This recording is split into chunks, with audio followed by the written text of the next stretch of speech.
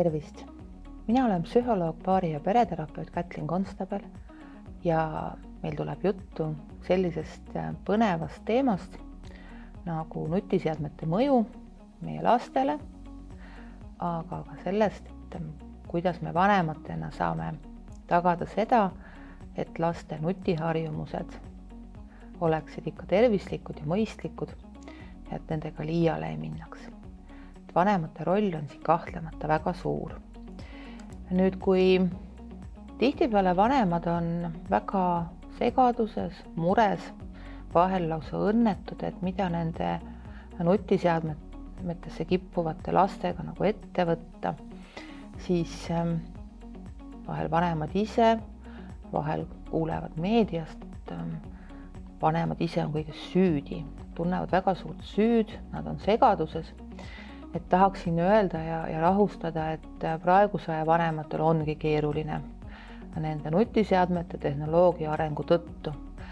Et kui vanasematel aegadel oli seda vanemlusoskuste komplekti või kuidas olla lapsevanem, seda saadi õppida oma enda vanematelt, oma enda kodust. Paljud tavad ja kombed püsisid sajandeid, siis praegu tehnoloogia, nutiseadmed arenevad, muutuvad pidevalt, tulevad uued rakendused. Täna on populaarne üks mäng, homme tuleb midagi hoopis ennekuulmatult. Vanematel tekib tunne, et peaks ju kõigega kursis olema, aga kuidagi ei jaksa.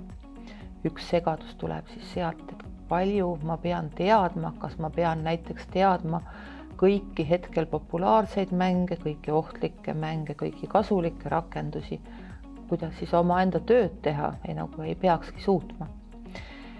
Teine segaduse moment on muidugi see, et kõigi nutiteemade juurde käib ka täiesti selline muutunud suhtlemise viis või vormid ja normid, aga ka palju uudsemad õppimises, et kuidas siis videosilla ja interneti vahendusel näiteks lapsed õpivad või ei õpi, kes neid kontrollib, kas nad oskavad seal koostööd teha, kas nad üldse midagi omandavad. Info otsimine, et samuti muutunud, et ei saa enam niimoodi, et võtad kodus oleva entsüklopeedia köite riiulilt, vaid kogu maailma kõik entsüklopeediad, kõik võimalikud kohad, kust kõik võimalikku infot leida on kättesaadavad, kuidas sealt vajalikku leida, kuidas selekteerida välja hea info ja väga vale ja imelik info. See on samuti oskus ja vanemad jällegi tihti ei ole seda oskust ju oma vanematelt oma kodudes saanud, aga lapsi võiksid suuta õpetada. Segaduse koht seegi, et mis siis on ikka lapsele hea. Vanemad soovivad, et nende lastel oleks tore, nad soovivad rõõmu valmistada. Mida nad peaksid siis tegema, kui ühelt poolt öeldakse, et nutiseadmed on sarnased heroiini või kokaiiniga, ja teiselt poolt räägitakse, et kui äge see on ikka, et meil lapsed on nii nutikad, nii osavad, nii teadlikud kõigist rakendustest ja oskavad seal hästi toimetada ja võiksid ka vanavanemaid õpetada, et seda mitmesuguseid väga erimärgilisi sõnumeid kuulevad vanemad söögi alla ja söögi peale ja nad on tõesti segaduses. Ja samamoodi nad kogevad seda, et isegi kui saan aru, et minu lapsele võib-olla üks või teine mäng või rakendus ei ole kasulik, ma näen, et tema õppimine jääb unarusse, aga kui kõik teised kaaslased seal toimetavad, kas ma pean siis tegema lapsele selgeks, et sina ära nendega koos ole, et sa ole nõus võtma seda rolli, et sina oled midagi väga eraldiseisvat, vaat et välja visatud grupist, et see hirm on ju päris suur. Laste nutikust, ehk siis seda, et nad pidevalt on nutiseadmetes, seda tõesti on väga palju normaliseeritud, on räägitud, et see ongi väga okei, et nad on targemad ja et vanemad ei peakski just nagu suutma enam neile midagi õpetada. Siis ongi vanematel ka abitustunnet, et kas ma lasengi siis lapsele endale pähe istuda, kuigi ma selgelt näen, et näiteks laps on magamata ja et tegelikult ta ei oska enam väga hästi keskenduda ja võib-olla ta on tihti ärritunud. et mida siis sellisel puhul teha ja siis tõepoolest sinna juurde tulevad need jutud, et just nagu see nutiseade, mida koolis käies samuti justkui vaja on ikkagi jälle midagi heroiini sarnast, mida siis teha. Ja lapsevanematele tõesti on päris omane praegu ka see hirm, et aga kui ma ei luba lapsel kasutada nutiseadmeid, kui ma ei luba tal vaadata nii palju, mida iganes YouTube'i või TikTokis toimetada või ka chattida sõpradega, siis ta jääb teistest maha. Et tal on midagi saamata. Mõni nimetab seda, et selles noorte kultuuris osalemiseks või noorte maailmas osalemiseks, noorte elu elamiseks, et tal jääb see saamata ja siis ma olen just nagu ka halb lapsevanem, rikun lapse elu ära. Ja tõepoolest vanemad ju ei taha seda, et nad tahavad, et lapsel oleks sõpru, et ta kogeks seda noore inimese toredat elu, aga samas ka, et ta oleks terve ja rõõmus. Kuidas neid asju kokku panna, see ei ole kerge.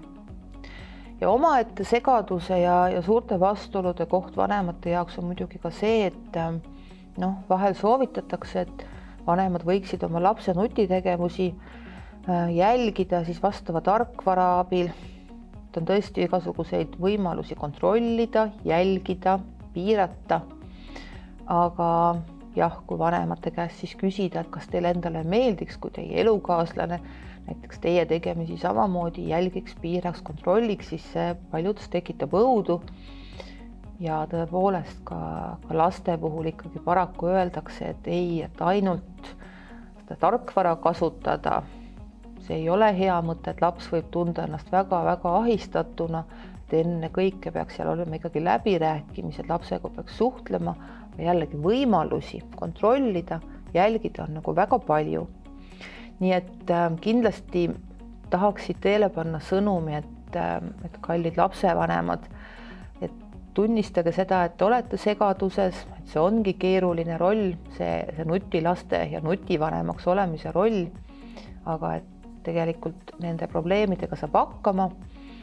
Kui me mõtleme sellele, mis meie lapse jaoks võib-olla on päriselt tähtis, kui me oskame kujutada ette, et milline ta võiks võib-olla täiskasvanuna olla, milline on vahvam, tubli, hästi hakkama saav, heas meeleolus täiskasvanud inimene, siis kui me selle võtame sihiks, siis on meil natuke lihtsam ka neid segaseid kohti enda peas nii-öelda lahti arutada ja oma väga segaste emotsioonidega ka toime tulla. Nüüd üks päris segane koht on ka see, et mida see nutiseade siis õigupoolest tähendab. Et olgu siinkohal öeldud, et järgnevalt keskendumine on ennekõike igasugustele ekraanidele nagu tahvelarvutid, sülearvutid, telefonid. Aga hakkame mõtlema, siis nutiseade võib olla ju ka meil kodus külmkapp, kui kellelgi on selline, mis annab teada, et näiteks porgandeid on vähe võttu või piim on müredaks läinud, kui kellelgi on nii nutikas külmkapp. Nutiseade võib olla ka kell, nutiseade on ka tegelikult auto. Ehk et kuhu tõmmata piir, milline üldse on siis nüüd õige nutiseade ja mis on liiane. Et see ei ole ainult sellise tervisliku ja mõistliku nutikasutuse küsimus siis antud juhul vaimse tervise kontekstis, vaid see on ka küsimus näiteks küberturvalise seisukohalt, et kas kogu minu igapäevaelu peab olema võrgus ja põhimõtteliselt ka rünnatav. Aga siit tegelikult tuleb ju küsimus, mida kõik vanemad võiksid analüüsi või esmase analüüsi mõttes endalt küsida, on see, et kui ma mõtlen lapse nutikasutusele või tehnoloogia kasutusele, kui ma olen selle pärast mures, siis mille pärast tegelikult ma täpselt mures olen. Et kas ma olen mures selle pärast, et tal on kogu aeg telefon taskus? Kas ma olen mures selle pärast, et tal on küll videotund, aga ta ei õpi, vaid ta lobiseb sõpradega, kuigi nimetavad seda ühiseks grupitööks. Või olen ma mures selle pärast, et tal on vähe tund. Et siin on väga-väga suur vahe, sest lapsevanem, kes võib olla mures selle pärast, et laps öösel ei maga, ta võib olla väga rõõmus, et kui lapsel on näiteks nutikell, millega laps saab jälgida, et kas ta piisavalt on päeval liikunud. või tal on hoopis mingisugune väga kasulik ja vahva väike kodune nii-öelda robot, kellega ta saab suhelda ja kellele ta saab võib-olla külge programmeerida veel uusi funktsioone. Ehk siis ükski nendest võimalustest ei välista teisi. Aga et probleemi lahendada, kui meile tundub, et nutikasutusega on probleem, siis algab see sellest, et me täpselt enda jaoks aru saame, milles probleem üldse on, millises nutiseadmes. Ja üks järgmine ja tohutult tähtis nii-öelda analüüsi koht on see, et me peame suutma vahet teha meelelahutuslikul nutiajal või nutikasutusel ja sellisel, mis eeldab teadlikku pingutust, tahaks lausa öelda tööd. Et kui vahel ilmub siin-seal populaarses meedias artikleid, kuidas nutimaailm teeb lastega seda, teist ja kolmandat väga halba, siis need uuringud taga on enamasti väga selgelt meelelahutusliku nutikasutuse kohta. Teadusartiklites on see kirjas, aga vahel siis tavalugejale jäetakse mulje, et kogu nutimaailm on tõesti üks paras heroiin ja üldse väga kole asi. Et tegelikult kui me mõtleme kas või näiteks õppimisele nutiseadmete vahendusel, siis see on just nimelt see teadliku pingutusega seotud töö. Aga vahetegemine on vajalik meil ka selleks, et me satuks väiksesse lõksu või kiusatusse, et me mõtleme, et oi, lapsele meeldib väga vaadata YouTube'is videoid või sõpradega lobiseda, et küll temast saab siis tulevikus kas suur suunamudija või suur IT-ettevõtja, et nii üks kui teine tegelikult eeldab väga suurt tööd selleks, et teha perfektne Instagrami pilt või miljoneid köitev YouTube'i video. See tegelikult on töö, rääkimata siis programmeerimisest või oskusest mõni uus põnev IT-lahendus välja mõelda. Ehk et kui laps tarbib palju meelelahutuslikku sisu, siis see ei tähenda seda, et tal arenevad ka need oskused, mida on vajalikud näiteks IT-valdkonnaga, tehnoloogia valdkonnaga seotud karjääri, töö tegemiseks. Need on väga erinevad asjad. Nüüd, kuna siin mitu korda olen juba seda heroiini teemat maininud, siis kindlasti tegelikult me peame rääkima ka sellest, et nutiseadmete kasutamisel telefonid, ekraanid, tahvelarvutid, sülearvutid, suured lauaarvutid, nendel on tegelikult ka head küljed täiesti olemas. Ja siin me jõuame muidugi teemani, et kõik on teadliku ja mõtestatud kasutuse taha, et kas me oskame kasutada ära neid häid külgi ja vältida halbu, iseenesest see paratamatult ei tule. No üks suurepärane tore võimalus on see, et me saame suhelda.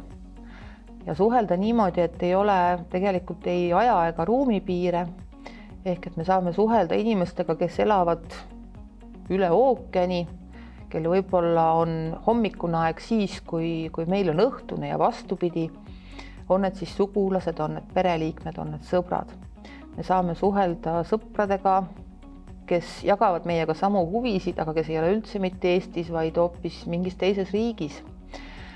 Ehk et see annab tohutu võimalusega inimestele, kes võib-olla muidu tunneksid ennast üksikuna, olgu siis sellepärast, et nad on pereliikmetest kuidagi eraldi või neil lihtsalt läheduses ei olegi samade mõtetega, samade huvidega sõpru.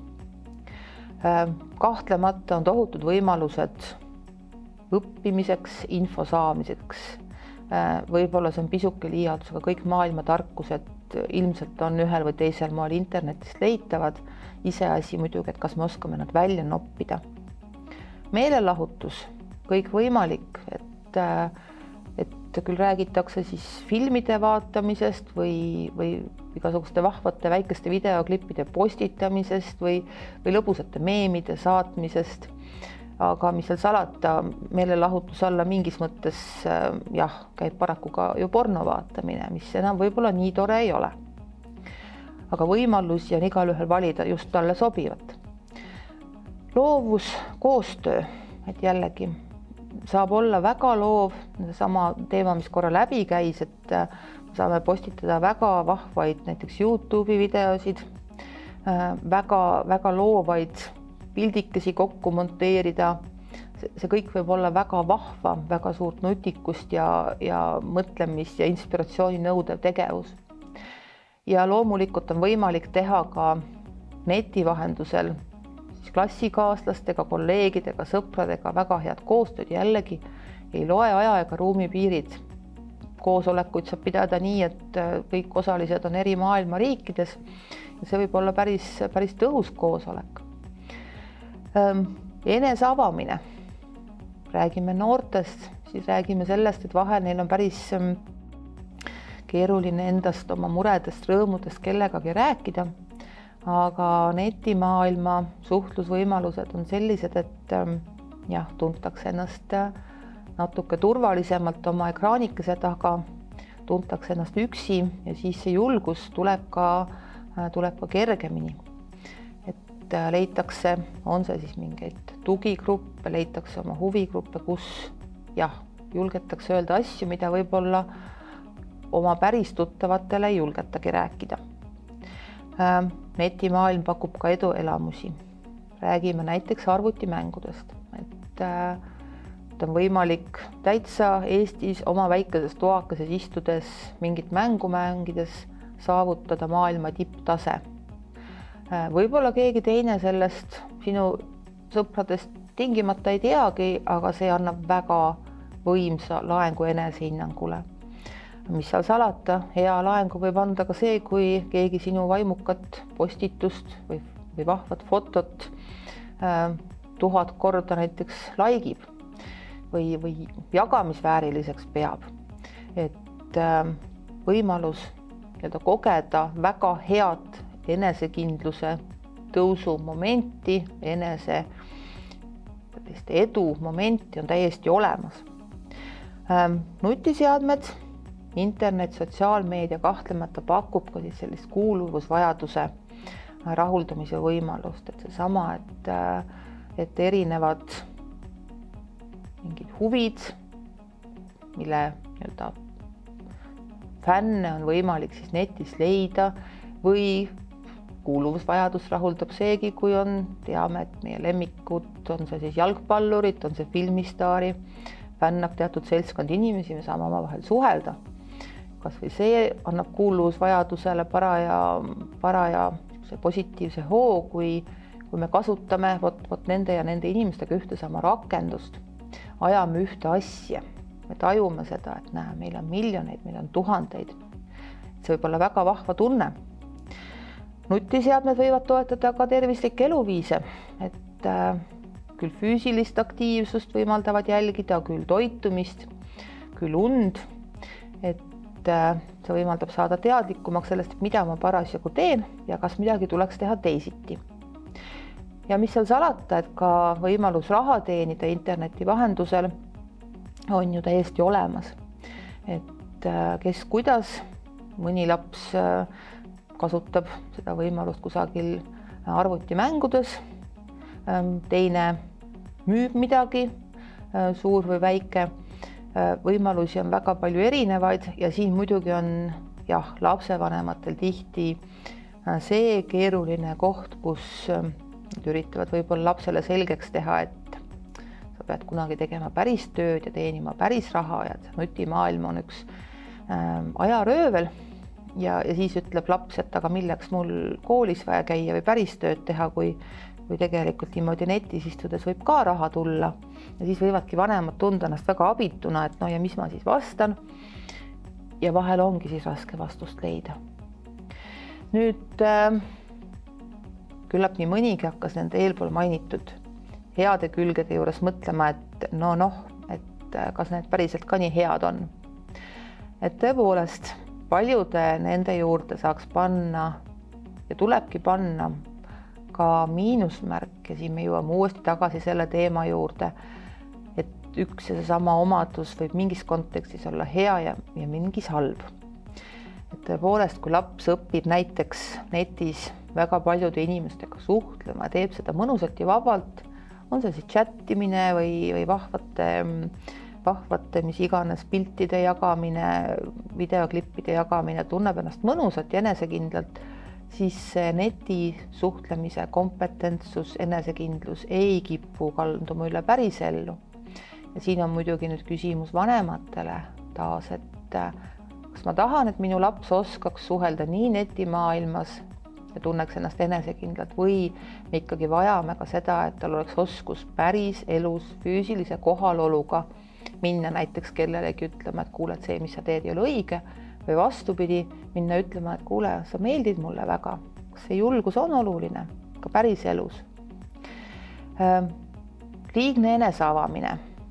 Jah, eneseavamine on positiivne külg, aga netis on väga lihtne sattuda olukorda, kus räägitakse endast väga-väga isiklikke asju, saadetakse endast väga isiklikke pilte inimestele, kes on kas täiesti võõrad või siis me tegelikult ei mõtle, et kas see võib-olla tuttav inimene mingis teises olukorras seda infot meie vastu kurjalt ära ei kasutaks.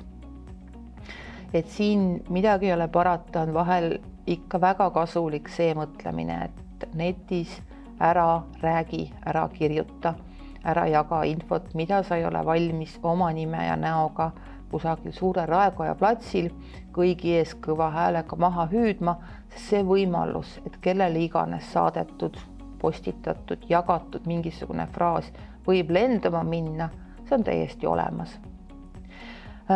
Väikelaste puhul öeldakse, et eelkooliealised lapsed tegelikult võiksid nutiseadmetes olla ikka nii vähe kui võimalik, ainult ka siis vanematega suhtlemiseks või koos vanematega, siis ühe või teise näiteks multika, loodusfilmi vaatamiseks või koos midagi mängida, aga väga-väga koos vanematega ja väga läbimõeldud. Siis väikelaste puhul see on tõsine teema, et kuidas neil see kõne ikkagi areneks. Et kui lapsevanem mõtleb, et annab lapsele mõne vahva ekraani ette ja seal võib-olla kostub ka häält, siis see ei ole see elus dialoog, millega lapse kõne hakkaks muutuma millekski täiskasvanute kõne sarnaseks. Et seal on vaja seda dialoogi, kus keegi natukene targem, natukene kõneosavam suur või suurem laps lapsega räägiks, see oleks paindlik dialoog, kus lapsele konkreetselt reageeritakse. Niimoodi laps õpib paremini rääkima, paremini sõnu kasutama. Ja samamoodi on küsimärgi all ka see, et kui lõbusaid pilte on ju palju olnud, kuidas lastel on hiigel suured pöidlad arvutis mängimisest, aga et peenmotoorika, oskus oma näppe kasutada väikeste asjade sahmerdamisel, kokkupanemisel, sättimisel, on need kõige väiksemad sorti legod või mingid muud asjad, see on samuti ohus ja see ei ole lihtsalt nii-öelda viisakuse küsimus, ta on kena osata oma sõrmi kasutada, vaid motoorika areng on tegelikult ka otseselt seotud näiteks kõne arenguga, ka muude kognitiivsete protsessidega. Aja raiskamine on muidugi see klassikaline teema, et nutimaailm on väga köitev ja siis meiega juhtub see, et plaanime olla pool tundi oma lemmikrakenduses ja korraga on läinud 5 tundi. Et see ajataju kipub ära kaduma. Digistress, see on selline väga-väga palju asju hõlmav nähtus, mille võiks kokku võtta nii, et kõik see tunne, mis meil tekib nutiseadmeid kasutuses, kui ma mõtlen, et jälle ma ei saa hakkama, jälle tuleb mingi info, jälle ma pean uue rakenduse ära õppima, jälle tulevad sisse need teavitused, signaalid, jälle ma pean kellelegi vastama ja see kõik tundub tüütu ja ebameeldiv ja ma ei suuda millelegi enam keskenduda ja tuju läheb pahaks. See kõik mahub sinna digistressi alla ja siin on oluline muidugi enda juures ära tunda täiskasvanul, kui ta seda kogeb, aga see on kahtlemata väga oluline asi, mida ka siis lapsele õpetada. Et kui sul on selline pahuruse, väsimuse, tüdimuse tunne nutiseadmete kasutamisest või kellegagi kas või suhtlemisest, siis see on koht, kus mõelda, kuidas midagi teistmoodi teha.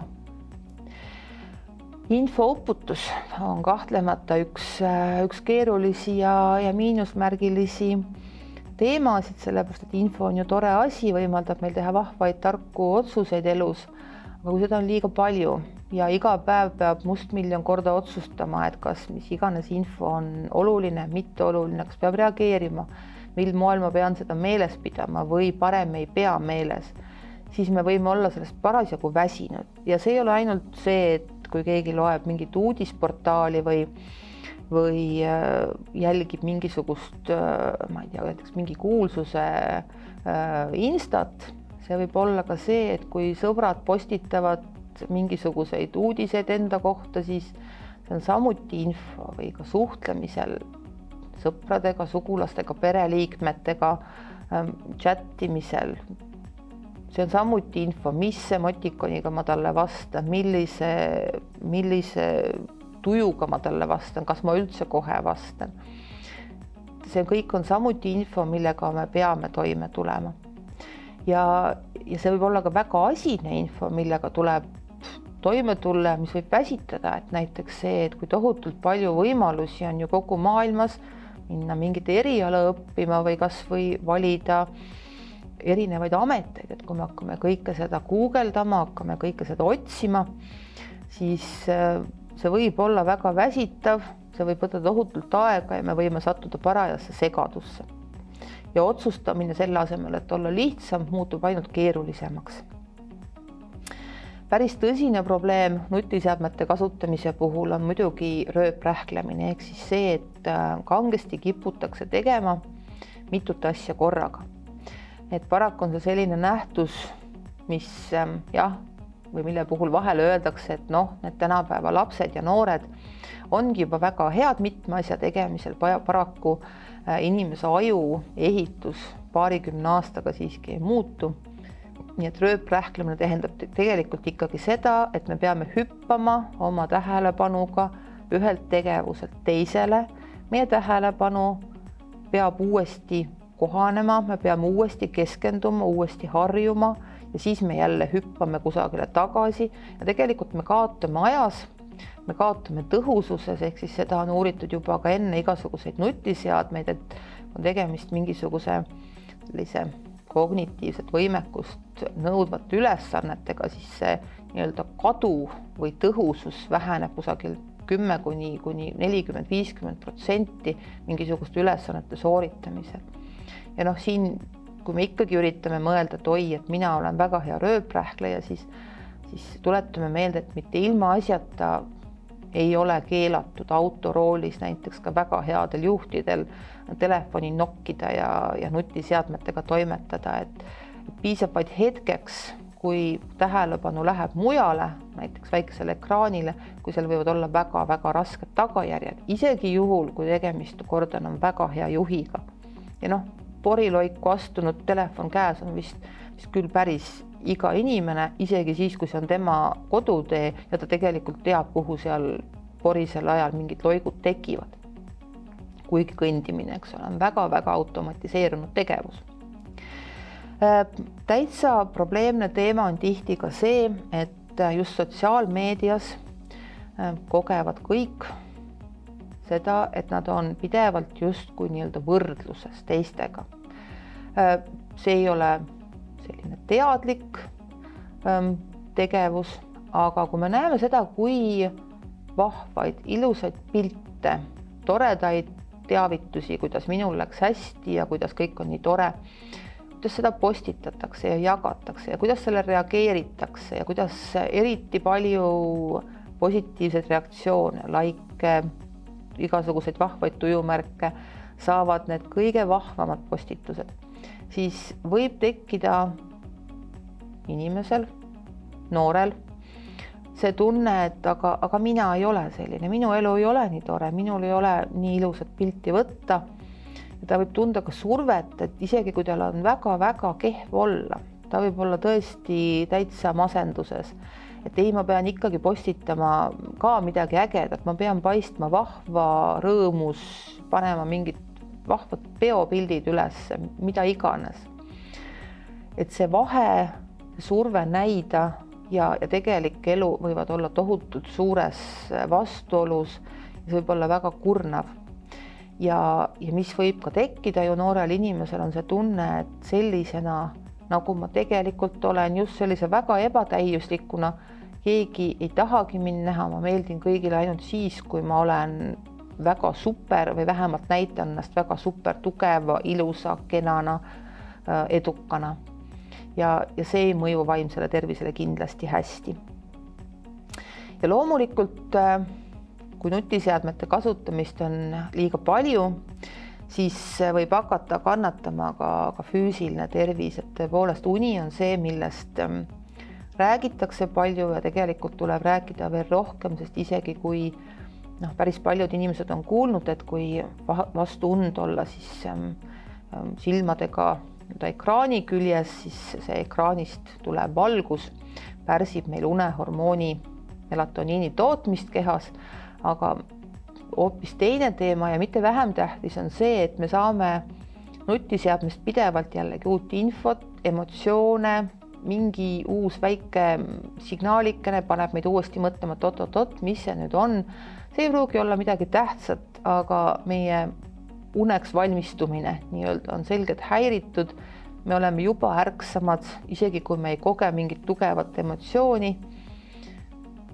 Uni on häiritud ja tõepoolest on isegi leitud, et kui näiteks inimene magab une täis, kui ta on enne kasutanud siis näiteks nutiseadmeid, siis see uni ei pruugi olla nii sügav, nii kosutav, nii et järgmine hommik ta võib olla siiski üsna kurnatud ja ta tunneb, et polegi üldse välja puhata saanud. Silmadest on õnneks hakatud nüüd päris palju ka rohkem rääkima, just seoses videotundidega, et isegi maailma kõige toredamat õpetajat vaadata tundide kaupa läbi video, ekraani, arvutist. See on päris raske. Silmad saavad väga-väga suure koormuse ja mõtleme korraks, ega ka tavalises elus lapsed ega suured ei vaata teist inimest tundide kaupa, silmad punnis peas, talle otseselt silma. Ehk et siin on tähtis, et lapsed saaksid vahepeal vaadata kõrvale, näiteks veerand tunni 20 minuti järel, pea kogu aeg ekraani õllitama, et siis nad saavad natuke puhata. Tähtis on ju, et nad kuuleksid seda infot, kogu aeg ei pea vaatama ekraanile. Aga tõepoolest ka kõige tublimad ja teadlikumad interneti kasutajad, olgu nad suured või väikesed, kui nad on pidanud olema tund, mitu järjest, on see siis videotunnis, internetikonverentsil, nad teatavad, räägivad suurest kurnatusest, väsimusest ja lisaks muidugi sellest murest, et kuidas ma täpselt seal netis paistan ja kui imelik see kõik tundub, see ei ole päris kontakt, midagi ei ole parata. Liikumine on teema, loomulikult selles mõttes, et enamik selliseid lõbustavaid, vahvaid tegemusi paratamatult netimaailmas tehakse ju istudes. Ja kui seda tehakse tundide kaupa, siis seda nii-öelda aktiivsuse aega, füüsilise aktiivsuse aega, mida võiks ju tunnike päevas ikkagi olla, seda kipub jääma väheseks. Ja klassikaline asi on siis see, et mis juhtub meie randmetega, kui me liigutame väga hoogsalt ja väga palju hiirt või on mingis sundasendis ja kuidagi väga vales asendis ka tundide kaupa arvutidega istudes võib selg ühel hetkel tunda anda ka päris noorel inimesel.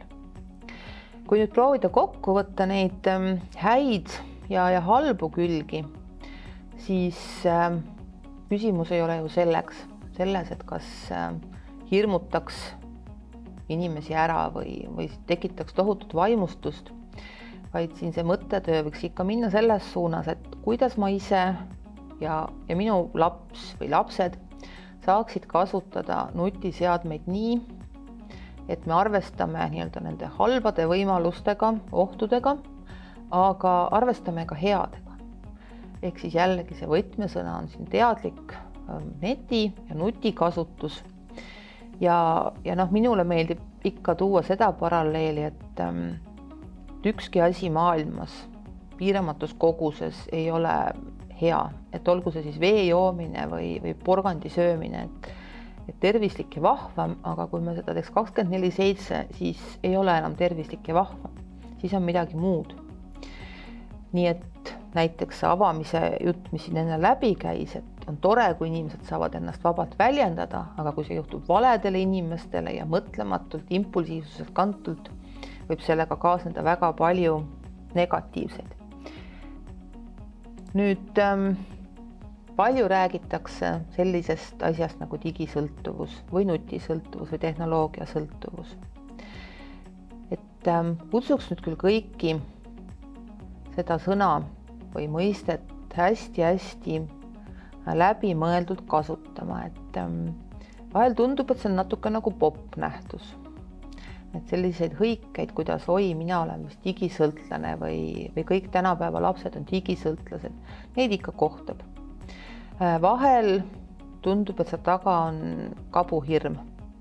Kõik lapsed on digisõltlased ja nüüd on videotunnid veel ka vahel ja siis nad on veel rohkem digisõltlased ja mis neist küll saab. Et tegelikult sõltuvus on väga selgete tunnustega psüühika probleem. Kui lapsevanemale tundub, et tema laps mingil põhjusel on nagu tema meelest natuke liiga palju arvutis või telefonis või kasutab mingisugust rakendust liiga palju, siis sellel ei pruugi olla sõltuvusega mitte mingit pistmist, küll aga võime seda nimetada siis näiteks probleemseks internetikasutuseks. Ja see on tegelikult väljend, mida ka paljud maailma siis internetipsühholoogiale keskendunud teadlased eelistavad.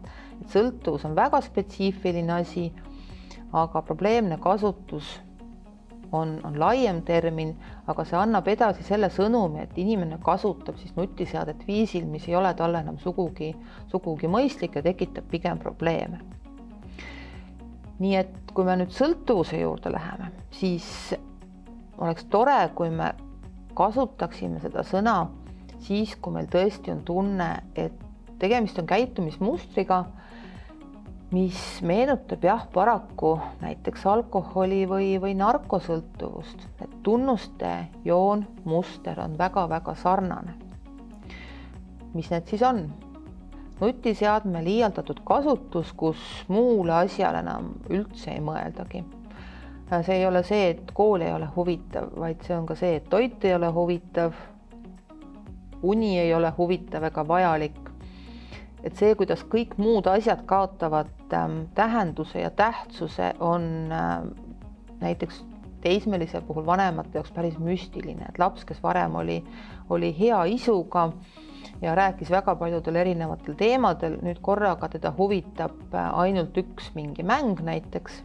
Ja kusjuures see on ka asi, mida tihtipeale märkavad laste või teismeliste ja noorte puhul ka nende kaaslased.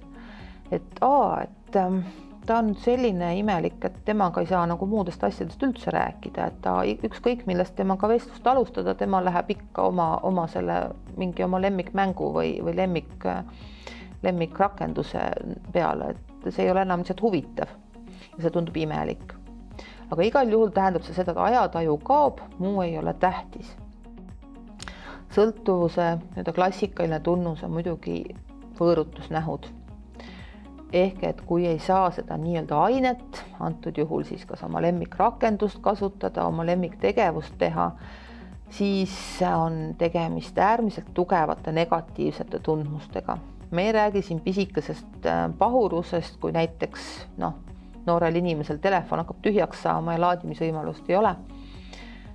Siin me räägime sellistest negatiivsete emotsioonide tasemest, intensiivsusest, mille puhul vanemad kasutavad siis vahel väljendeid, et nagu mingi kuri vaim oleks lapse sisse tulnud. Ma ei tunne teda ära, tema afekt on nii tugev ja see võib tähendada ka seda, et ta näiteks ründab vanemat või ründab õde või venda. Või on see selline masendus, mida muidu rõõmsameelne laps pole mitte kunagi näidanud välja. Et see on igasugustest skaaladest väljas emotsioonid. Kui ei saa, siis seda nii-öelda ainet, ei saa netti, ei saa mängida, mis iganes sõltuvusega seotud tegevus on. Tolerantsus samuti on siis sõltuvuse puhul klassikaline tunnus, ehk siis, et oleks hea enesetunne, on vaja järjest rohkem siis seda nii-öelda oma lemmiktegevust nutiseadmes harrastada. Ja siin on väga tähtis see, et sarnaselt siis näiteks mõnuainete sõltuvusega, et kogus, mis alguses oli täiesti piisav, et saada väga hea enesetunne, ehk siis nii-öelda kaif, ühel hetkel on võib-olla vajalik sellist kogust, et tunneks ennast enam-vähem normaalselt või 10-kordset kogust, kui tahta nagu natukene paremini tunda. Ehk siis kui näiteks on tehtud uuringuid, intervjuusid mängusõltlastega, siis nad ütlevad, et ammu enam ma ei mängi selleks, et olla mingisugusel tasemel või mingit eduelamust saada. Ma lähen mängima selleks, et mul lihtsalt on muidu nii vastik enesetunne, et ma sellest saan välja. Ja küsimus ei ole ainult nii-öelda mängimise ajas või intensiivsuses, tegelikult siia juurde käib ka soov siis omada järjest paremat, võimsamat riistetarkvara. Ehk siis kuidas nüüd aru saada, et kas tegemist on sõltuvusega, kui keegi tahab uut telefoni või ägedat arvutit, siis siin tuleb alati vaadata see, et kuidas see sobitub kokku inimese sellise üldise hakkamasaamisega, milleks tal seda täpselt ka tarvis on, et kui näiteks peres on üsna kehv majanduslik seis, aga keegi seal soovib endale tuhandeid ja tuhandeid eurosid maksvat paremat mänguri arvutit, siis ilmselt on küsimus, et kas natuke võiks mingeid teisi asju ka silmas pidada, et kas see võib viidata sellele, et mingil põhjusel see mängimine on tema jaoks korraga natuke liiga tähtsaks saanud. Ebaõnnestunud püüded kasutuse aega vähendada on ka sõltuvuse tunnus. Et tegelikult enamik inimesi, kellel nutikasutus, aga ka mis iganes muude mõnuainete kasutus läheb üle piiri, nad saavad ju tegelikult aru, et see ei ole enam mõistlik. Nüüd siis inimene võtab midagi ette, sõltuvuse puhul võtab ette küll, aga kui tekib stressirohke olukord, siis kukutakse tagasi sinna nii-öelda varasemasse kasutusmustrisse, mis omakorda siis teeb meeleolu veel kehvemaks ja vahel see vähendab tõenäosust, et siis veel uuesti proovitakse kasutamisest loobuda, ehk siis selline proovitakse kasutust lõpetada, kukutakse tagasi, võib-olla vahel veel proovitakse, võib-olla siis enam ei proovitagi. Ja see kindlasti mõjub väga-väga halvasti siis sõltlase enesehinnangule, et ta kogeb ju korduvalt ebaedu, et ta ei saa endaga hakkama, ta ei saa sellest nii-öelda kurjast harjumusest võitu. Ja sõltuvusega käivad kaasas ka erinevad nii-öelda päriselu probleemid. Klassikaline teema on see, et inimene hakkab valetama. Kui me räägime sõltuvusest, siis ümbritsevad enamasti hakkavad ühel hetkel ikkagi märkama, kommentaare tegema, kriitilised olema. Selleks tuleb valetada, et ma kas ei mängi nii palju, ei ole nutiseadmes nii palju. Ja siis see peidetakse näiteks kusagile ära või minnakse näiteks sõbra juurde mängima. Aga sel hetkel inimene, on see siis suur või väike, ta on tegelikult aru saanud, et ümbritsevatele see enam ei sobi, mis ma teen. Tööl ja koolis probleemid, ehk siis kui ainult üks asi on tähtis, siis loomulikult muule ei jaksa enam keskenduda. Proovitakse näiteks mängida või mida iganes muud teha ka koolitunni ajal, kuigi õpetaja on korduvalt ja väga selgelt väljendanud seda arvamust, et tunnid ei ole selleks mõeldud või on koolis ka väga selged siis sellised nutikasutusreeglid. Tööl samamoodi, kui keegi käib tööl, et siis tööülesanded ei ole nii tähtsad, tehakse hoopis midagi muud, kuigi mõistusega nii-öelda teatakse, et asi tuleb ära teha, tööasi tuleb ära teha. Uneaeg kannatab, tülid kõigi ümbritsevatega, sest nii kodused kohustused, õppimine, huvid, kõik hakkab ju logisema ja ümbritsevad panevad tähele. Väsimus, ja kõik võimalikud unehäired käivad siis siia juurde. Ehk et kui nüüd lapsevanem võiks mõelda, et kas tema laps on digisõltlane või mitte, siis vahel on kange isu mõelda, et ta mängib või on nutiseadmes nii ja nii mitu tundi, et järelikult siis siit läheb see sõltuvuse piir. aga tegelikult, kui isegi veel näiteks 90-ndatel üritasid siis ka teadlased maailmas välja pakkuda mingit tundide arvu, siis praegu ollakse sellest loobunud, sellepärast et ühelt poolt on väga raske nutitegevustel selgelt piiri tõmmata, kui näiteks kellelgi on telefon kogu aeg taskus, et mis hetkest me hakkame lugema siis neid tunde. Aga teine küsimus on muidugi see, et tähtis on ikkagi see kasutusmuster ja tähtis on see, et mida see laps, noor või täiskasvanu nutiseadmes teeb. Et kui me jätame kõrvale selle küsimuse, et inimene peab saama teatud arvu tunde täis magada ja ta silmad ei tohiks olla nii, et nad tõesti lausa kohutavalt valutavad ja muu terviseaspektid, siis see mitu tundi ei ole nii kriitiline kui see küsimus, et kas see, mida ta teeb, on mõistlik, kas see on võib-olla meelelahutuslik, kas see on õppetöö või päris tööga seotud. Et siin tuleb alati mõelda kasutusmustrile ja tegevuste omapärale. Nüüd, millest siis sõltuvusse jäädakse? Tõepoolest, vahel me saame rääkida sellest, et on selline nii-öelda üldistunud digisõltuvus, et peaasi, et ma sinna oma nutiseadmesse saan, midagi seal ikka teha on, aga palju on ka selliseid nii-öelda spetsiifilisemaid sõltuvusi, et arvutimängude või öeldakse vahel ka videomängude sõltuvus on üks, millest palju räägitakse. Ja tõepoolest, et ka nii-öelda tohtrite, vaimse tervise spetsialistide jaoks on olnud see nutisõltuvuse määratlemine sellise ametliku diagnoosina üks paras segaduste ja arutluste koht, sest on ka seda arvamust, et nutisõltuvus on mingi selline sõltuvus, mis tegelikult päris elus on ka vahel olemas, lihtsalt teda nii-öelda harrastatakse nüüd netiavarustes või muudes rakendustes. Aga et see videomängude või arvutimängude sõltuvust siis tegelikult ka Ameerikas ja ka Euroopas saab nagu enam-vähem juba ametlikult diagnoosida. Et seda on kõige rohkem ja kõige pikemalt tegelikult uuritud.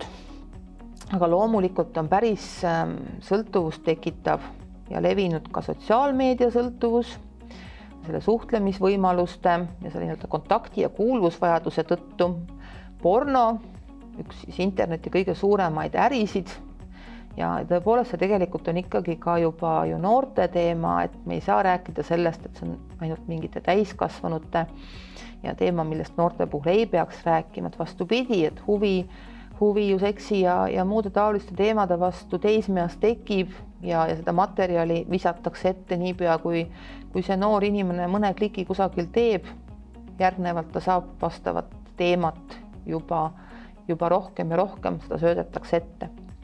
Ostlemise sõltuvus, seda on lihtsalt nii lihtne teha. Jah, ka hasartmängude sõltuvusest me võime netikeskkonnas rääkida.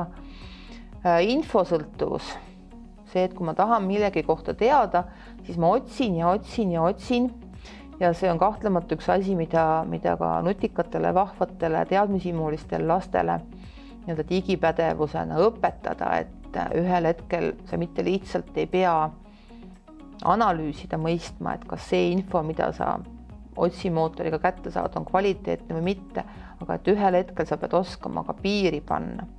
Et rohkem ma enam ei otsi, kuigi võib-olla ma toksisin sisse mingisuguse märksõna, siis tuli 500 miljonit vastet, ma ei saa nende kõigiga kunagi lõpuni ja ma pean leppima sellega, et võib-olla kusagil seal 400 miljoni juures on tegelikult see kõige adekvaatsem allikas. Ja seda võib olla mõnedel inimestel päris raske aktsepteerida. Nii et jällegi selline mõtteaine või küsimärk siis lapsevanematele, täiskasvanutele, et kas ma tean, mida just minu lapsele meeldib netis teha, kas see on sõltuvuse moodi või mulle lihtsalt tundub, et ta on seal kuidagi kaua, talle lihtsalt meeldib olla oma toas liiga kaua, mida ta seal teeb ja kaua ta seal teeb. Ehk siis jällegi, kas me teame ja mida me teame oma lapse kohta üleüldse on võib-olla see kõige suurem küsimus.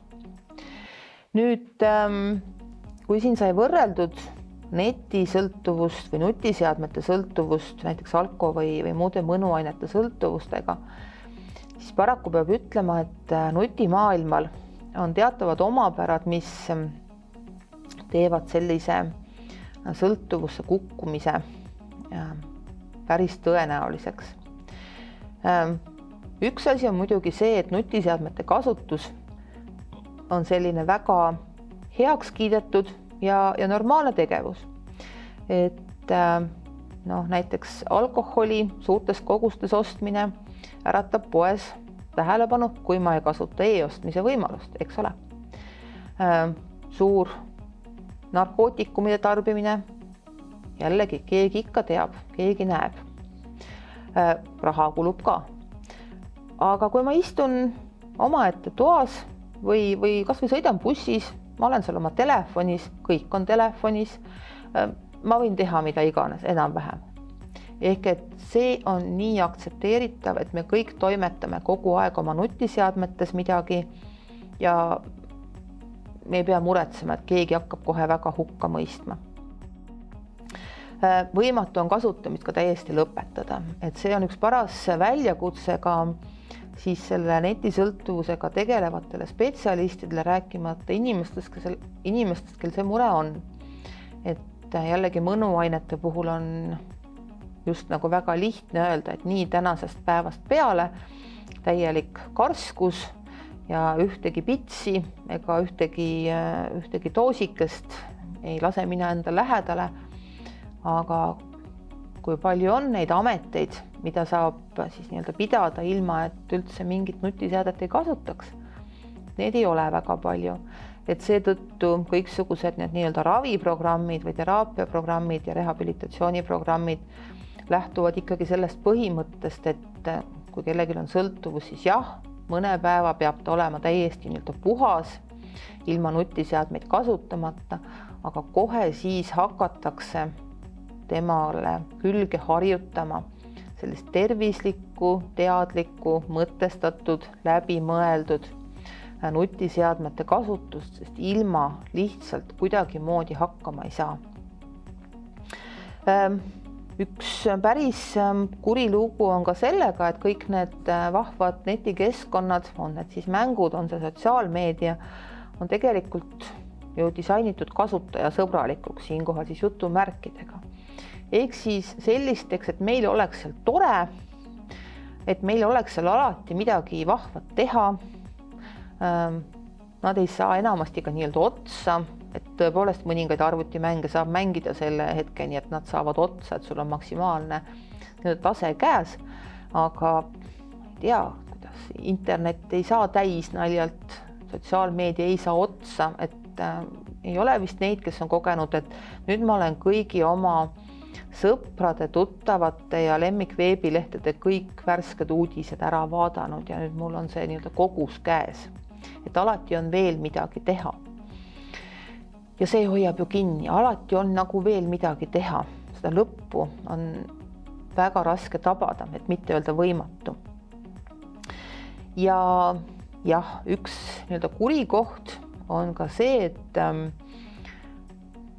jällegi need keskkonnad on disainitud nii, et me selle hea emotsiooni aluse, suhkrutükikese võiks öelda, saame kätte mitte päris alati, et korraks siis selliste hiirekeste ja rottide maailma minnes, keda loomkatsetes kasutatakse, et hiirekene või rotikene jätkab suhkruvett või suhkrulahust andva pedaali vajutamist väga innukalt just siis, kui ta mitte päris alati seda suhkrut ei saa, vaid siis, kui ta saab vahel.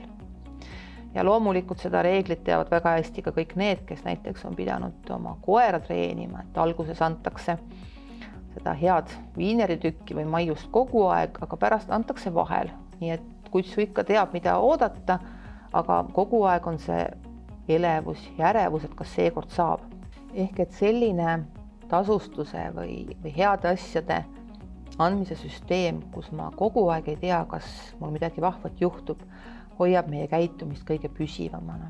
Ja kui me mõtleme internetile, nutikasutusele, siis mis on see suhkrutükikene, need võivad olla need samad likeid, see võib olla mingi vahva sündmus, mis meiega kusagil mängus juhtub, mingi vahva üllatus või kink või boonus, mille me saame, et me täpselt alati ei tea, mis juhtub. ja sama kehtib ka tegelikult netisuhtluse kohta, et me oleme ärevil, me oleme elevil, kas mingi sõnum on positiivne, negatiivne, me tegelikult ei tea, kui meile meeldib väga just nimelt netis palju suhelda, aga me oleme kogu aeg nii-öelda kergelt siis ergastatud, valmis selleks, et tuleb midagi uut, tuleb midagi põnevat, võib-olla ohtlikku ja loomulikult pikas perspektiivis see võib olla ka stressi tekitav. Eks sõltuvust soodustab seegi, et netis tegelikult on tõepoolest kõike, et mida iganes vahvat, toredat, meelelahutuslikku või ka huvitavat, arendavat teha, sealt leiab alati võimalusi. Ehk siis siit ka see nii-öelda üldistatud selle sõltuvuse nagu mõte, et kui ma tahan mingitest argimuredest põgeneda või tahan ennast välja lülitada, siis netist, oma telefonist, nutiseadmest ikka midagi leiab, mis seda võimaldab. Ja mis parata, üks suur tegur, mis sõltuvust ka soodustab, on see anonüümsuse ja nähtamatuse tunne, mida me nutiseadet siis kasutades kogeme. Jah, me oma mõistusega teame väga hästi, et IP-aadressid on nii-öelda kättesaadavad ja et kui me midagi väga inetut kellegi kohta ütleme, siis on võimalik enamasti aru saada, et meie seda tegime. Aga see tunne, kui me istume või seisame üksinda oma ekraanikese taga, siis me tunneme ennast nähtamatuna. Isegi kui me just nagu oma nimega kusagil midagi ütleme, postitame või mängime. Aga see on nii tugev tajutud tunne, et see ongi see, mis paneb meid siis ühelt poolt mõtlematusi ütlema, väga impulsiivselt tegutsema, aga teiselt poolt meil on ka see tunne, et mida iganes me teeme, on see mängimine, on see porno vaatamine, on see mingite muude selliste veebilehtede külastamine, mida ma näiteks vanaema juuresolekul ei tahaks teha või sõprade juuresolekul. Ma võin seda kõike teha, sest ma olen üksi, sotsiaalset kontrolli ei ole ja taas, et me mõtleme siin muudele sõltuvustele, et siis neid ei saa harrastada päris igal pool, teised inimesed näevad ja see mingil määral hoiab tagasi või tekitab vähemalt suuremat süütunnet. Nüüd, kui me rääkisime, millised siis interneti või nutiseadmetega seotud tegurid võivad olla sõltuvuse taga, siis peaksime rääkima ka sellest, millised inimestega, kasutajatega seotud tegurid, millised loomuomadused, võime öelda, on sõltuvusega seotud. Nüüd üks kõige kriitilisemaid vast on see, kui meil on selline toimetuleku viis, et kui mul on stressirohke aeg ja igasugused negatiivsed tundmused tahavad enda alla matta või need ei meeldi mulle, siis ma kipun põgenema. Ja kui see ei ole üks kord, vaid see ongi minu viis toimetada ja kui näiteks teismeline või laps ei õpigi üldse ära seda, et negatiivsete tunnetega peab lihtsalt vahel olema ja probleemolukorda tuleb lahendada, siis see muutub tegelikult harjumuseks. See tegelikult on ka kõigi sõltuvuse taga, et ka näiteks alkoholi puhul viib sõltuvuseni tihti ikkagi see loogika, et see on põgenemise viis. Keerulistest eluolukordadest, mis tundub, et ei anna kuidagi lahendada, elu tundub lihtsalt kuidagi raske. Nii et igaüks saab mõelda, et jällegi vanemana, et milline on see viis raskete olukordadega ja tundmustega toime tulla, mida ta oma lapsele siis õpetab, edasi annab, sest see on selgelt oskus, mida on võimalik siis juurde õppida, ümber õppida. Nüüd üks riskitegureid muidugi on siis impulsiivsus.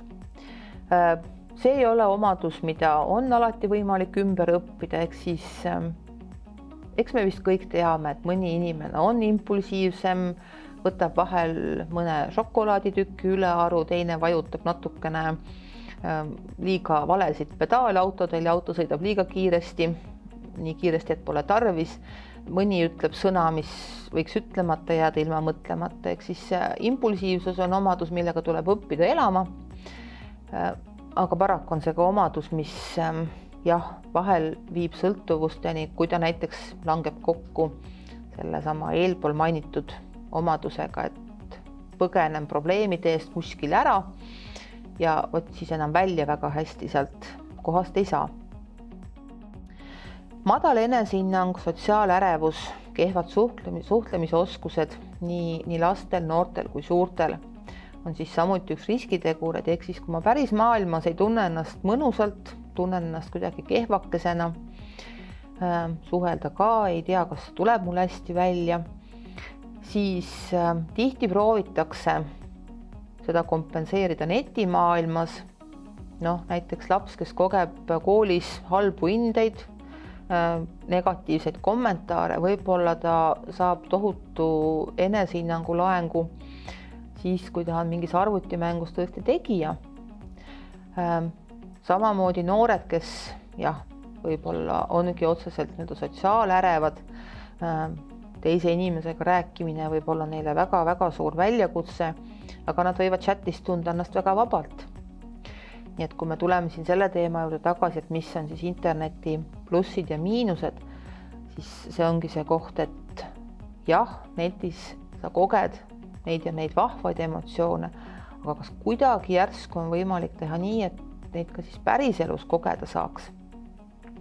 Aga igal juhul, kui laps või noor jätta sellesse tundesse, et ongi hea, et ta saab nii suhelda, kui saab kogeda ennast tegijana netimaailmas, siis pikas perspektiivis jällegi see ei ole tema vaimse tervise seisukohalt hea ja loomulikult see ei toeta ka seda, et ta saaks koolis edukalt edasi või tulevikus siis mingit vahvat ametit õppida. Riskitegurite hulka kuuluvad ka kahtlemata perfektsionistlikud jooned ja oskamatus siis pettumuste või läbikukkumistega toime tulla. Et kui on keegi selline noor või suur, kes tõesti on väga püüdlik, seab endale kõrgeid sihte, ta tunneb, et ta võib-olla ka jaksab nende poolde püüelda, on kohusetundlik, aga kui tal ei ole seda oskust, et tagasilöökidega hakkama saada, mida teha siis, kui läheb halvasti ja vahel läheb ikka kõigil halvasti ka. See käib nii-öelda elu juurde, siis ta võib samuti kalduda sellesse põgenemisse, millest eelpool juttu oli.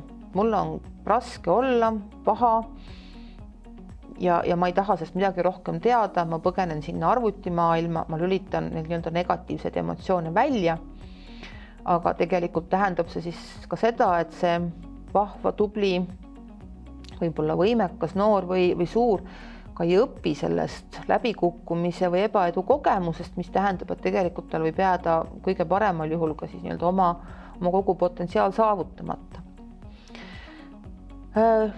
Liigkasutust soodustav nii-öelda elukeskkond on kahtlemata ka riskitegur.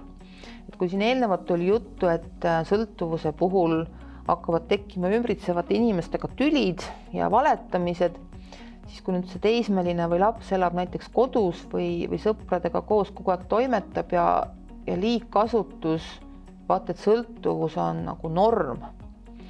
Et ongi aktsepteeritud see, et kõik võivadki näiteks kogu aeg olla peres või sõpruskonnas, ninapidi telefonis, siis hakkabki seda pidama normaalsuseks, ükskõik millised muud sõltuvuse tunnused seal ka küljes on, et ta lihtsalt ei teagi, ei oskagi teistmoodi olla.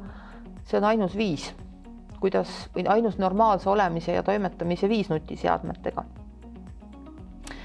Ja kahtlemata kuulub riskitegurite hulka ka see, kui siis lapsel, noorel, suurel on oluliselt psühholoogilised vajadused rahuldamata, et näiteks oli siin juttu kuuluvusvajadusest, kui ta päris elus, netivabas elus ei tunne, et ta on kellelegi oluline, et on mingi seltskond, kellega ta saab midagi vahvat koos teha, keda ta saab sõpradeks nimetada, siis ta otsib seda netist ja loomulikult talle siis meeldib tohutult netis olla ja see on üks asi, mida lapsevanemad kahtlemata peavad meeles pidama, et kui näiteks vahel mõnel vanemal tekib selline tunne, et minna kiiresti lapse tuppa, kes on jälle jäänud kauaks arvutimängu mängima ja haarata arvuti kaenlasse ja kurjade sõnadega siis minema torvata ja arvuti ära võtta, siis ta ei adu seda, et ta võttis just lapselt ära tema sõbrad.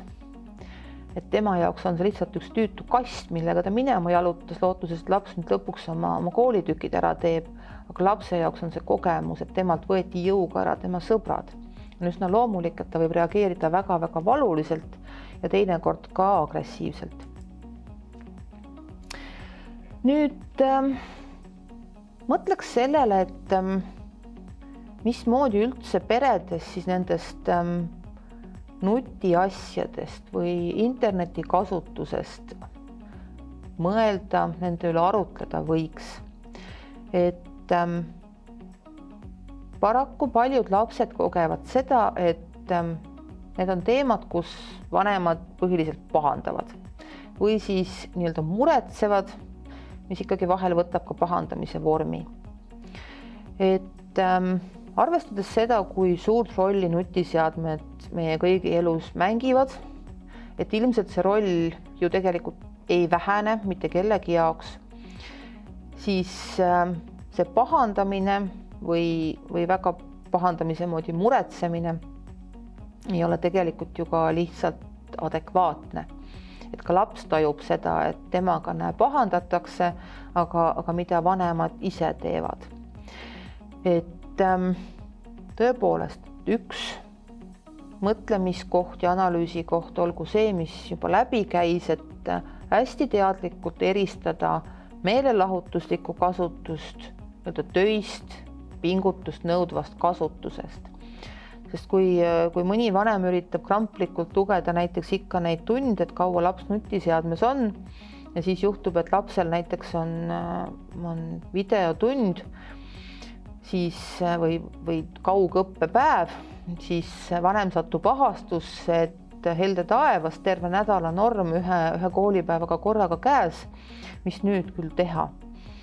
Et siin peab seda vahet tõmbama ja alati see muidugi ei ole kerge, et me kõik võime väita, et me oleme vaadanud YouTube'ist tohutult palju arendavaid videoid, kuidas midagi näiteks valmistada, on see siis mõni, kook või kuidas aianduses olla osav või kuidas mingit uut suvemaja ehitada, aga kui palju me nüüd sellest ikkagi reaalselt oleme meelde jätnud ja veel enam palju me nendest teadmistest ka nüüd päriselt kasutanud oleme.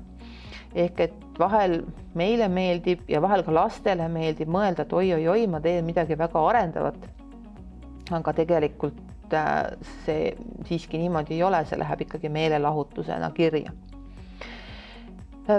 Nutiteemad võiksid olla igapäevasuhtluses selliseks normaalseks, rahulikuks teemaks, et nii nagu vanemad vahel küsivad loodetavasti lastelt, et millise sõbra juurde sa plaanisid täna minna või kuidas koolis läks, nii võiks tegelikult küsida ka ju nutiteemade kohta, et kuidas sul täna selles või teises mängus läks või mida huvitavad sul ühed või teised sõbrad seal chatis rääkisid. Loomulikult see ei peaks olema ülekuulamine. On väga suur vahe, kas vanem küsib seda sõbraliku huviga või küsib seda halvustava tooniga, kust laps väga kergesti tajub ära, et vanem peab kogu tema netitoimetamist tohutult nõmedaks mõttetuks tegevuseks. See eeldab loomulikult see normaalsus, seda, et kõik pereliikmed on sellega kaasas. Ja see eeldab tegelikult muutust natuke mõtteviisis, ehk siis natukene emotsionaalselt öelda, et siis heroiinist lahti laskmist, et selle hetkeni, kui me mõtleme, et kogu nutimaailm, mis lapsega on seotud, on üks paras heroiini urgas, aga et kui mina olen tundide kaupa nii-öelda tööasju tegemas ja vahepeal tegelikult pool aega seal chatin ikkagi töökaaslastega hoopis muudel teemadel, siis see on asjalik ja õige, siis me kodus seda normaalsust paraku siiski ei soovita ega saavuta. Nii et see eeldab vanematelt sellist mõtlemise muutust. Loomulikult võiks olla silme ees mingisugust tüüpi tasakaalu saavutamine, et kui jällegi vahel ikkagi kiputakse ka tunde lugema ja segaduses olema, et kas laps nüüd on siis liiga palju netis või ei ole, siis see tasakaalune mõtlemine võib aidata nii-öelda pead selgemaks ja meelt rahulikumaks saada. Et näiteks kui spetsialisti poole pöördub ema või isa, kes kurdab, et laps on vist sõltlane ja kui teinekord siis küsida, et kas laps koolis käib või kuidas tal on siis huvitegevusega ja kas ta vahel käib sõpradega mingeid muid asju ka tegemas, siis selgub, et tegelikult tal on kõigil rinnetel asjad enam-vähem korras, käib koolis, tegeleb mitme huvialaga, vahel loeb raamatut, vahel saab sõpradega niisama kokku ja lähevad kas kelgutama või jalgpalli mängima või rattaga sõitma. Et siis tegelikult see murelik lapsevanem rahuneb päris kenasti maha, kui ta saab aru, et jah, lapsega on tegelikult asjad hästi, elu on tasakaalus, lihtsalt lapsevanema enda jaoks on üsna võõristav see, et see nutimaailm ikkagi on kuidagi talle harjumatult tähtis. Nii et mõtleme alati sellele, et kui tasakaalus on lapse elu, kas kõik olulised asjad nii-öelda on tehtud ja on nii-öelda päevakavas või nädalakavas esindatud. Ja see on jällegi nüüd selline hoiaku küsimus, aga võib-olla kui sellele meelelahutuslikule netikasutusele mõelda, siis sobib selline nagu vana hea ütlemine, et enne töö, pärast lõbu. Et kas lapsel on kooliasjad tehtud, kas kohustused on täidetud, võib-olla on tal kodus ka toimetamisi, mida teha, midagi koristada, midagi, mis vanemad on öelnud ja laps on endale nii-öelda kohustuseks võtnud majapidamises. Kui need asjad on tehtud, siis tekib küsimus, et millise meelelahutusega laps võiks tegeleda ja siis võibki kaaluda, et okei, et arvestame ka seda, et millalgi tuleb magada, et võib-olla siis teatav meelelahutuslik nutikasutus ei olegi tingimata see eelpool mainitud heroiini urgas, et võib-olla see on täitsa okei, sest laps saab ju elus päris hästi hakkama. Nüüd vahel ärkavad lapsevanemad siis, kui tõepoolest laps on nutikasutusega nende meelest väga selgelt liiale läinud ja kodus on suured tülid ja koolis tülisid ei ole, sest laps enam kooli ei jõua. Ja siis nad mõtlevad tagasi sellele, kuidas laps omale nutiseadme sai ja mis seal salata. Nutiseade ei teki majja iseenesest. Lapsele see ikkagi tuuakse täitsa tema oma vidin või siis toob mõni tore lähisugulane. Aga siin me saame väga selgelt rääkida, et lapsevanemad ise on need, kes algusest peale saavad palju ära teha selleks, et lapsel juba kujuneks välja mõistlik siis nutikasutus ja et nemad vanematena seal kõrval oleksid ka toeks, oleksid mõistvad ja et juba algusest peale saaks neid nii-öelda tülisid vältida. No muidu seda teha ei saa, kui enne oma seadme andmist mõelda läbi mõned täitsa olulised, aga mitte väga keerulised küsimused. Kui tihtipeale lapsele antakse esimene oma nutiseade näiteks kooliaasta alguses või jah, vahel toob sellega jõuluvana, siis võib-olla see ei ole maailma parim aeg nii-öelda automaatselt mingis hetkes kasutama hakata. Et enne jõuluvanasid ja kooliaasta algusi võiks korraks peatuda ja mõelda, et milleks on seadet vaja. Jah, see mõjutab ka seda, et kui kallis ja uhke telefon või mis iganes ekraan osta, et kui palju tal mingeid erinevaid funktsioone peab olema, aga ikkagi vanem võiks siin mõelda väga mingis mõttes ka egoistlikult, et milleks temal on vaja, et see nutiseade lapsel olemas oleks. See ei pruugi olla meeldiv mõte, sest jah, vahel mõni vanem peab peeglisse vaatama ja ütlema, et laps on kodus nii kontakti otsiv, nii intensiivne, ma tahan vahepeal temast natukene puhata ka, las ta siis mängib oma telefonis või ekraani taga. aga päris tihti on see ju koolilaste puhul ikkagi selleks, et laps on jumal teab, kus linna peal siis kooli minemas või koolist tulemas või kunsti või spordiringi minemas, et oleks teada, et kus ta parasjagu on ja mis ta plaanib, lapsega oleks võimalik kontakti saada. Aga see küsimus tuleks läbi mõelda, muuhulgas ka põhjusel, et täiesti tavaline tegelikult paljudes peredes on frustratsioon ja konfliktid teemal, et jah, telefon sai lapsele ostetud selleks, et vanemad ta ikka kätte saaks, aga tegelikkuses laps lülitab telefoni viisakalt koolipäevaks välja ega lülita seda pärast enam sisse, mis tähendab, et vanemad lapsega ikkagi kontakti ei saa. Et see on siis koht, kus kokkuleppeid teha. Lapsevanem peab ka peeglisse vaatama selles kohas, et jah, kas ta võiks olla lapsele, kes just hakkab siis omale nutiseadet saama, eeskujuks. Kas vanem ise on oma nutikasutusega, nutihügieeniga, nutikommetega rahul?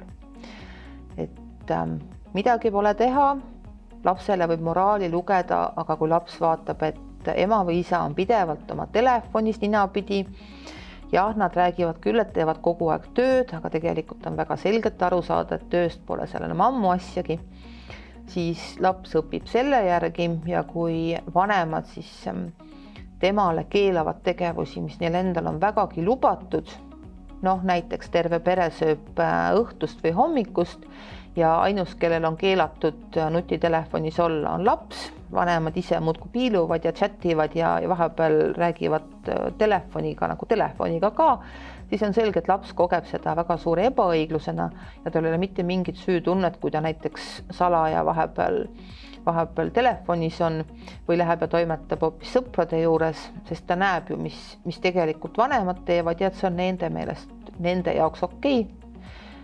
See ei ole mõnus kodune kliima. Millised on oskused vanemana piire seada, last kuulata, üldse huvi tunda?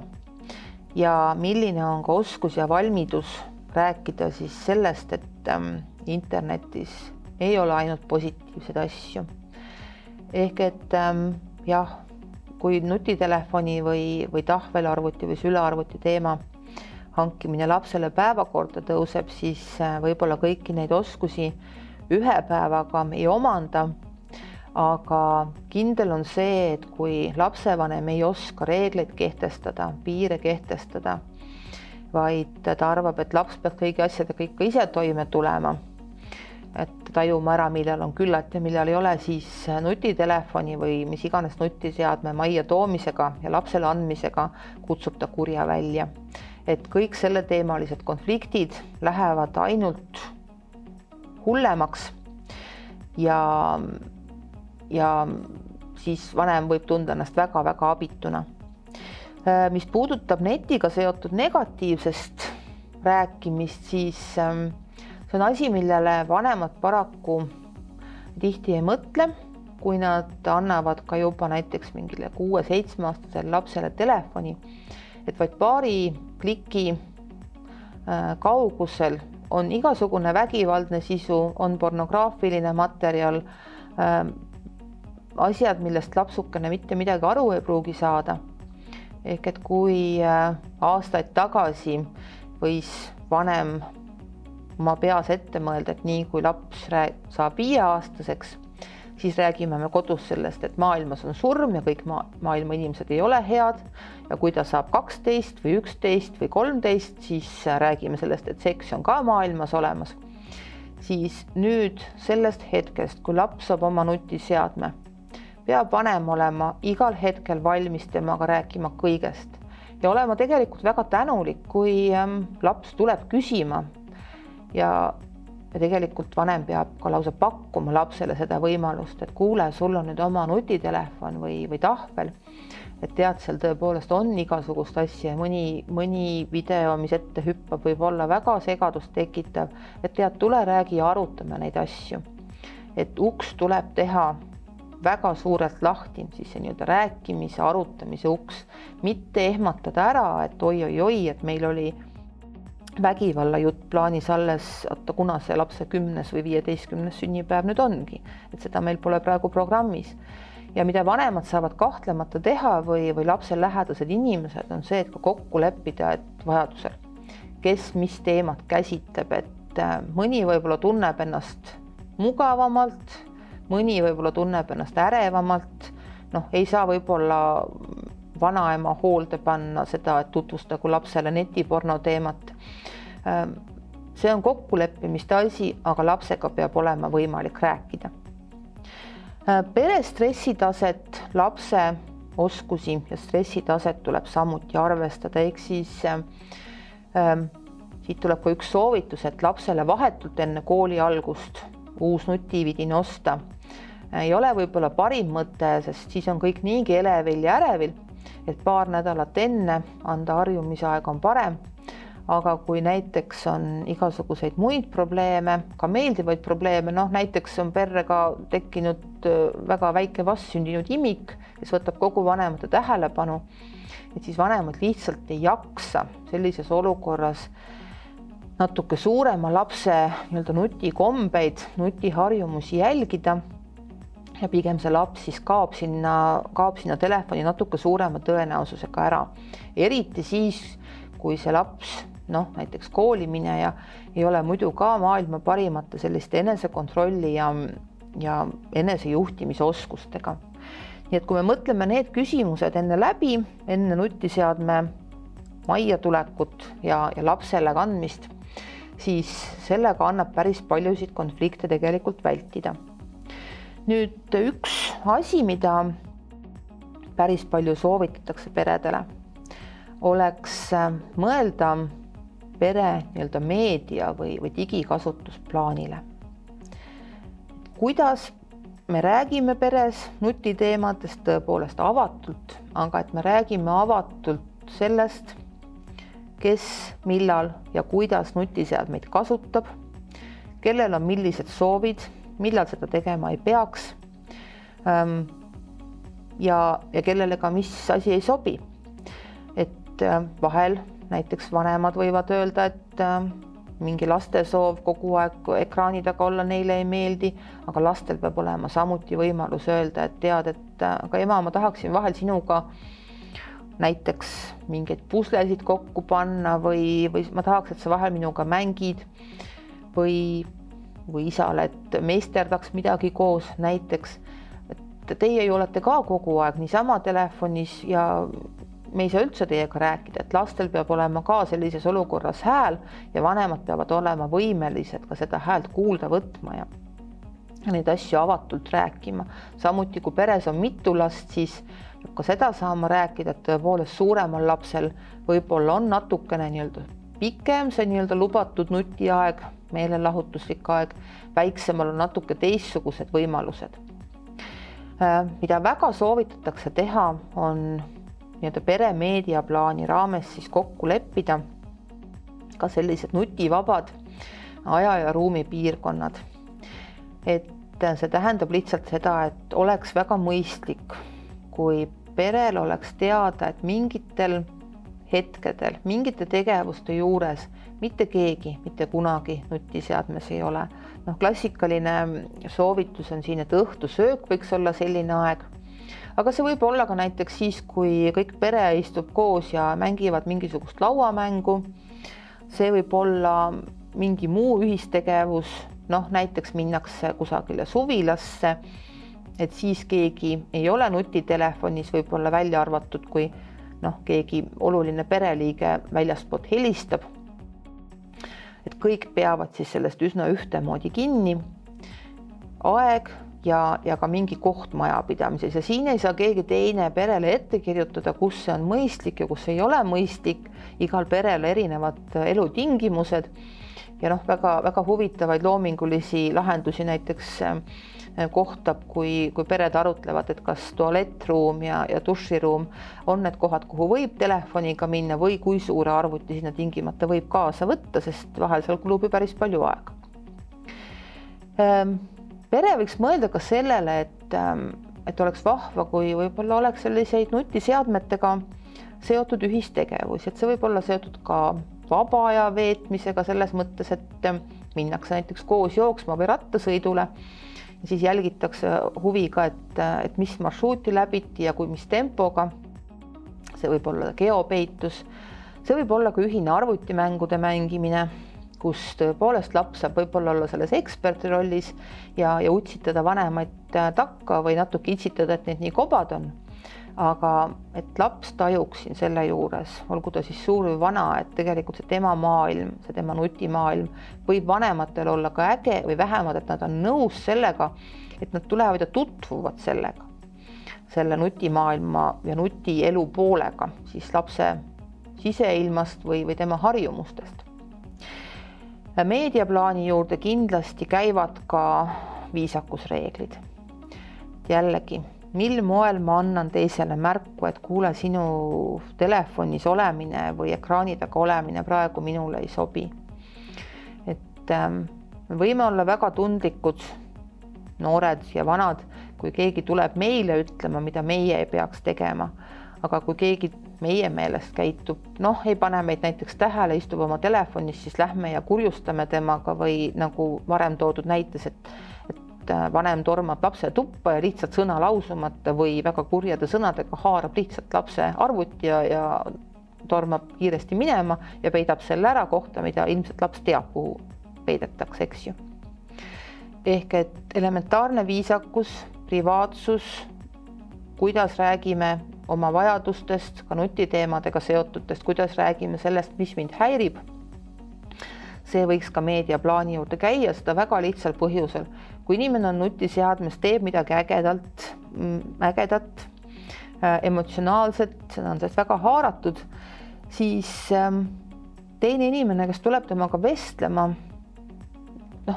arvutis oli ja või ekraani taga oli ja tõepoolest võib olla pisut äkiline ja öelda mitte kõige meeldivamaid asju.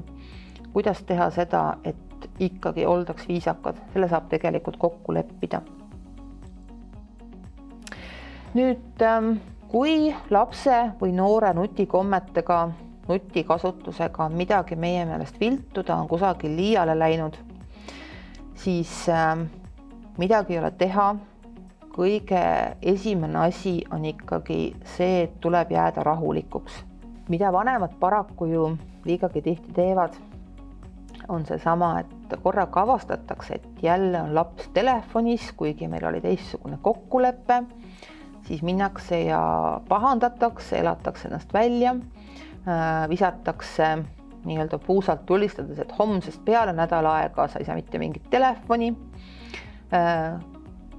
Ja siis vahel tuleb koju teine lapsevanem või vanaema, kes ütleb, et aga niimoodi ei saa, sest meil on homme vaja laps telefoniga kätte saada. Me ei saa öelda, et telefoni ei saa.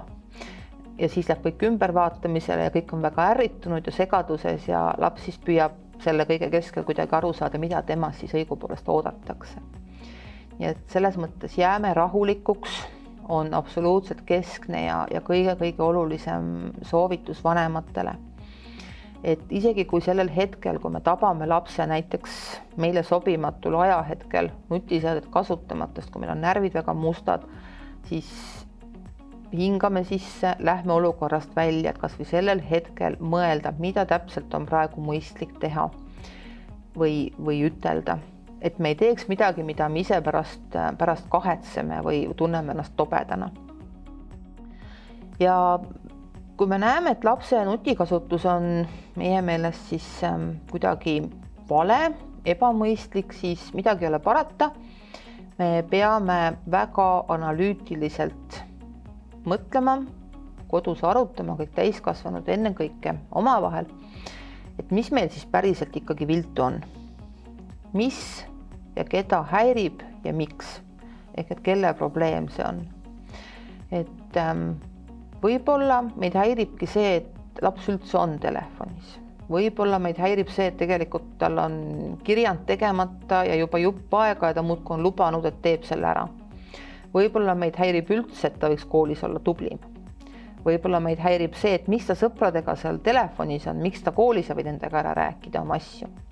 Võib-olla häirib see, et ta ei maga.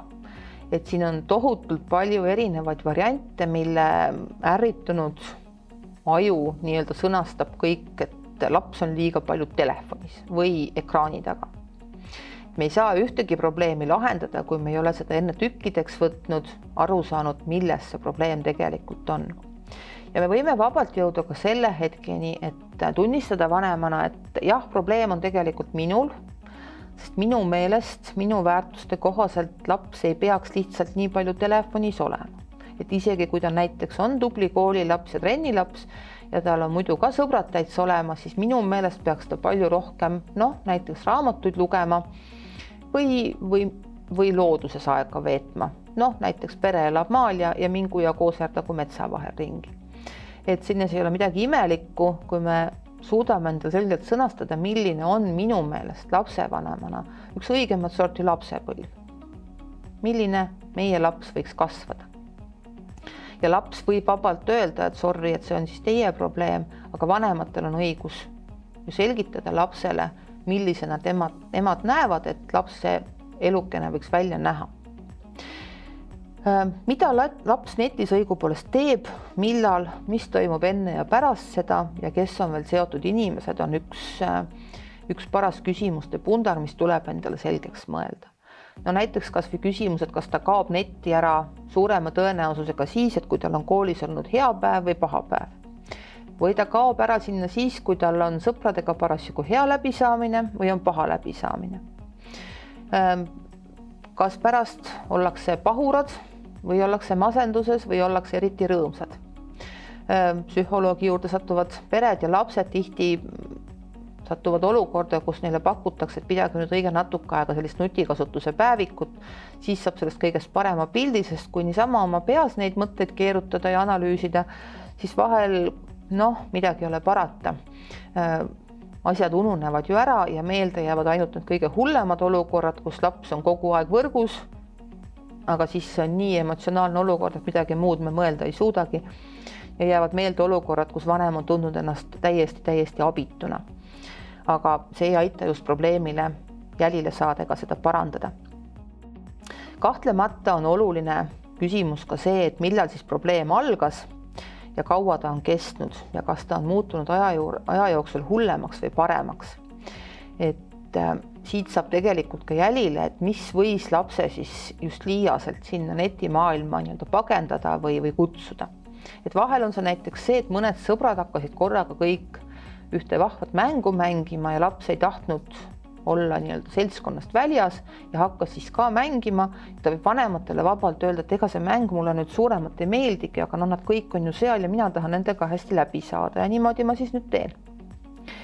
Ja samuti tasub mõelda, et mis veel viltu on, et oli juba juttu, et kas näiteks koolis on midagi viltu või laps tõesti ei taha süüa või ei taha magada või ei saa magada.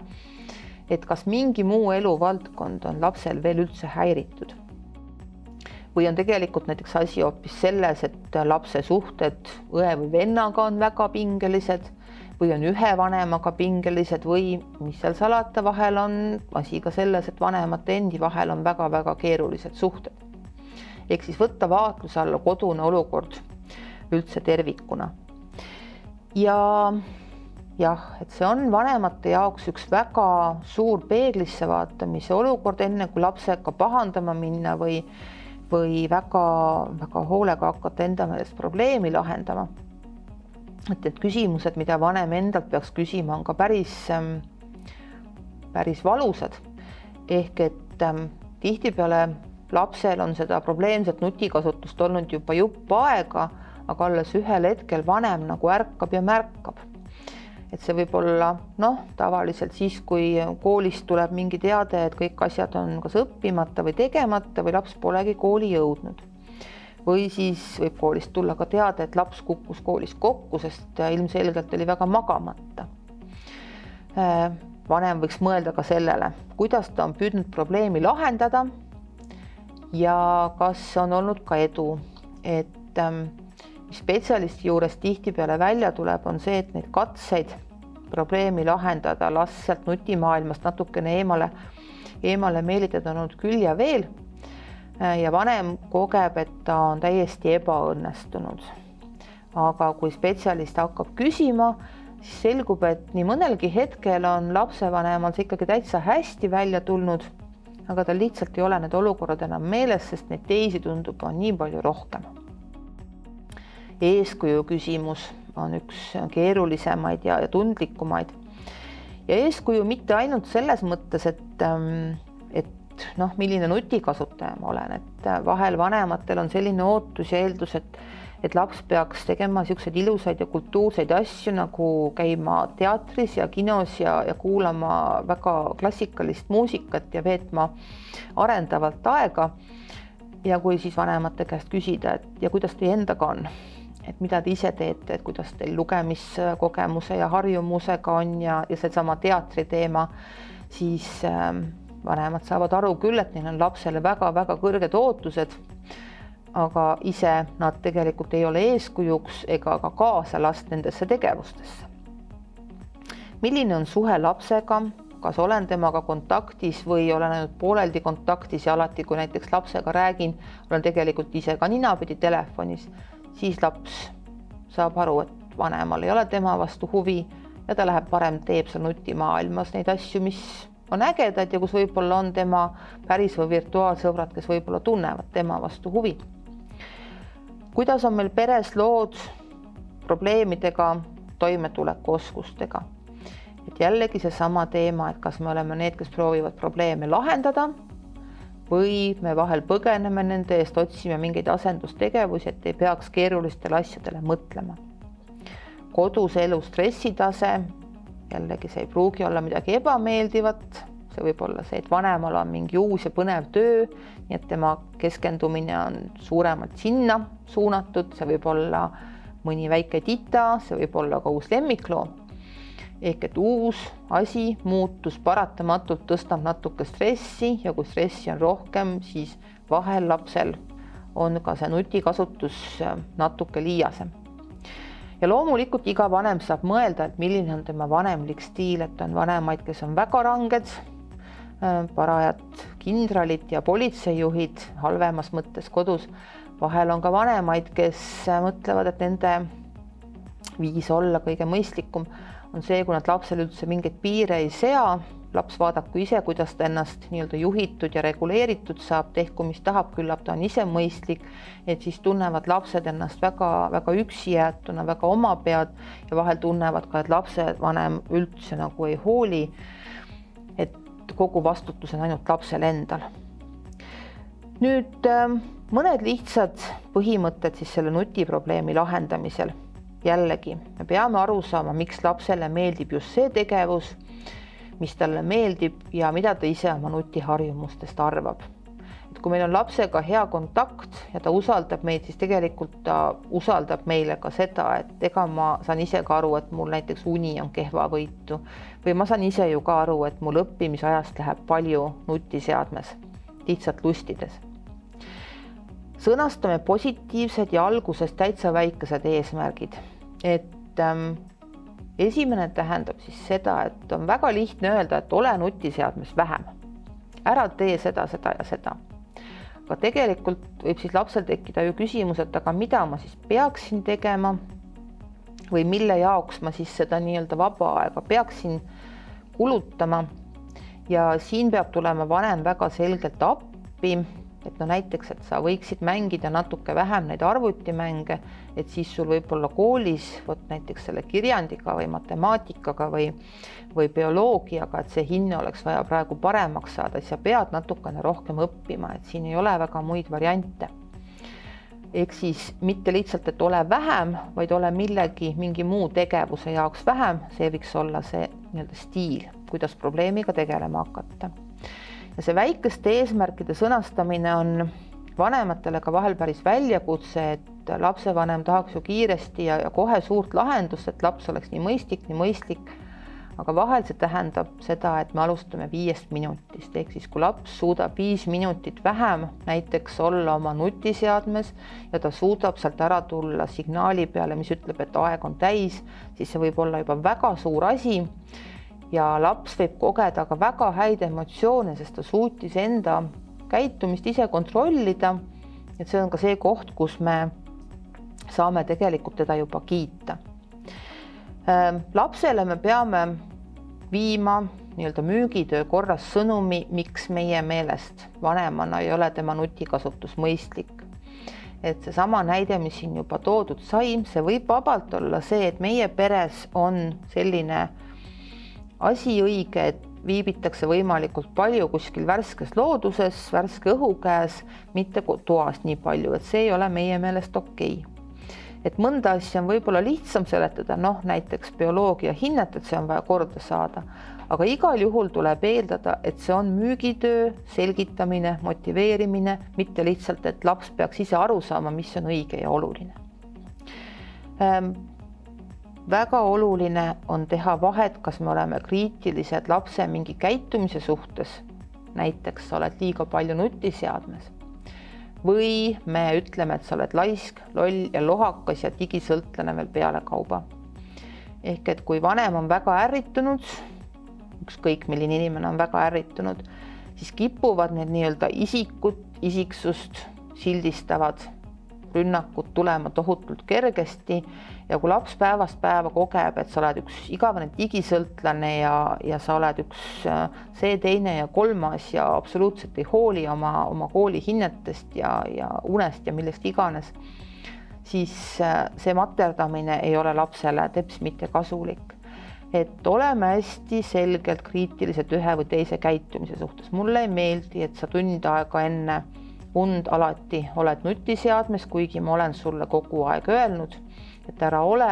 Minu meelest on see probleem, millega me peaksime kuidagi tegelema ja võib-olla veel spetsiifilisem kirjeldus sellest, mis mulle ei meeldi, on parem kui see, et ole lihtsalt vähem nutiseadmes, sa oled üks paras sõltlane. Tunnustame last nii palju, kui saab, kui ta teeb vähegi edusamme, et tema kasutus oleks siis mõistlikum. Ja see on raske, nagu juba öeldud, et tõesti, et vahel on see 5 minutit, vahel on see üks edukas päev nädalas, siis kiidame selle eest, et kui me näeme, et laps päriselt pingutab ja üldse koostööd teeb. Vanemate vaheline koostöö. Liiga tihti juhtub, et näiteks üks vanem teeb tohutu suure plaani ja lepib lapsega juba kokku, et nii homsest peale hakkab sul selline digikombestik, digihügieen, mis iganes ajal sa võid seal olla või ei või olla ja siis tuleb koju teine vanem ja see ütleb, et oi, et aga see nüüd on küll liiga karm või niimoodi küll ei saa või vastupidi, et sa oled siin liiga leebe ja hoopis teistmoodi on õige. Ja siis jääb siuke pendeldamine kehtima ka edaspidi. Ja loomulikult see koostöö peaks olema väga hea ka siis, kui vanemad näiteks elavad lahus, laps osaaega on ühe vanema juures, teine osaaega teise vanema juures, et nendel teemadel oleks hea, kui lapse vanematel oleks üsna ühesugused arusaamised. Ja koostööd teha tuleb loomulikult kõigi ümbritsevate inimestega, et samamoodi, et kas vanavanemad lubavad rohkem või vähem siis nutiseadet kasutada, või mida arvab kool, mida arvavad laste sõprade vanemad, sest mis on päris keeruline, et mitte öelda võimatu väljakutse on see, et kui vanemad avastavad, et laps mängib sõpradega hästi palju arvutimänge üle võrgu ja teatavad, et nüüd see niimoodi enam edasi jätkuda ei saa, siis rohkem sa ei mängi seda arvutimängu ja ülejäänud sõbrad mängivad edasi, siis laps tunneb ennast päris pahasti, sest korraga jällegi sõbrad ju on seal ja tema on nüüd ilma sõpradeta. Et siin oleks alati mõistlik arutada ka nende sõprade vanematega, et milline siis see edaspidine mängimine või mitte mängimine olla võiks, sest ilmselgelt seal probleem on ju rohkematel lastel kui ainult ühel. Toetame lapsi selles, kuidas välja mõelda sobiv päevaplaan, rutiin ja loome selle läbiviimiseks, elluviimiseks tingimusi, et ma tahaksin väga rõhutada seda toetamise momenti või aitamise momenti, et oleks vahva, kui lapsel endal oleks ideid, et kas nüüd initsiatiiv tuleks tema poolt, aga et tema oleks sinna hästi aktiivselt kaasatud. Mitte, et ta tunneks, et vanemad sõidavad sisse mingi oma ideega, kuidas lapse ideaalne päev välja näeb ja tema peab siis seda kõike järgima, tema enda käest üldse ei küsita, tema enda huvisid üldse ei arvestata. Väga selgelt sõnastatud ja kõigile teada nutikasutusnormid võiksid tõesti olla ka kirjas, et nagu ka see peremeediaplaan, et kes millal mida teeb, mis ajal, mis päeval, kui palju on lubatud. või on see, et näitad ette näiteks koolitükid, mis on tehtud ja siis on sul õigus saada näiteks tund aega arvutimängu aega. Mida selgemad on reeglid, seda parem on ka nende järgimine. Ja loomulikult nad võiks olla teada siis kõigile pereliikmetele. Mõtleme välja ka selle, et kelle asi on ja kuidas on kasutust jälgida, et näiteks kes sätib lapsele äratuskella või tuletab midagi meelde. Ideaalne on see, kui laps seda muidugi ise teeks ja vahel nad kogevad väga suurt siis eduelamust, et tõepoolest, et panin ise endale äratuskella tirisema ja tõepoolest panen ka kinni ja ei mängi pärast edasi. Et see annab päris mõnusa emotsiooni. Paljude vanemate jaoks selline keeruline koht, see nii-öelda lapsehoidja roll, mis siis nutiseadmele tihti antakse. Et jah, on see siis kodukontoris toimetamine ja laps on kodus haige ja siis, et see laps, eriti kui ta on veel mingi lasteaialaps ja vahel tahab vanemaga ju muidu väga suhelda, teda oma mängudesse kaasata, et ta natuke rahu antakse see nutiseade kätte ja vahel jääb liiga kauaks. Et kui see muutub nagu pidevaks teemaks, et susatakse muudkui lapsele ekraan kätte, et mängi ja ole ja vaata ja toimeta ja ära sega, siis see on väga nukker pereelu tegelikult ja vahel siis terapeudi või psühholoogi juures need lapsed julgevad öelda, et ma tean ju, et sa annad mulle selle ekraani kätte selleks, et ma sind ei segaks, et sa ei taha minuga tegelikult ju kunagi väga tegemist teha ja see on nukker kogemus. Et lapsevanem, kes tunneb, et ta on väga väsinud lapse nii-öelda kontaktisoovist, siis tegelikult see on tema koht mõelda, et mis tema endaga parasjagu toimub, kuidas ta saaks oma aega planeerida nii, et laps ei peaks kogema seda, et vanem temast absoluutselt ei huvitu. Mõtleme läbi vaba aja veetmise võimalused. Et vahel on vanematel see tunne, et laps mängib seal arvutis ja kogeb seal arvutis nii ekstreemselt ägedaid emotsioone, et meil ei ole midagi sinna vastu pakkuda.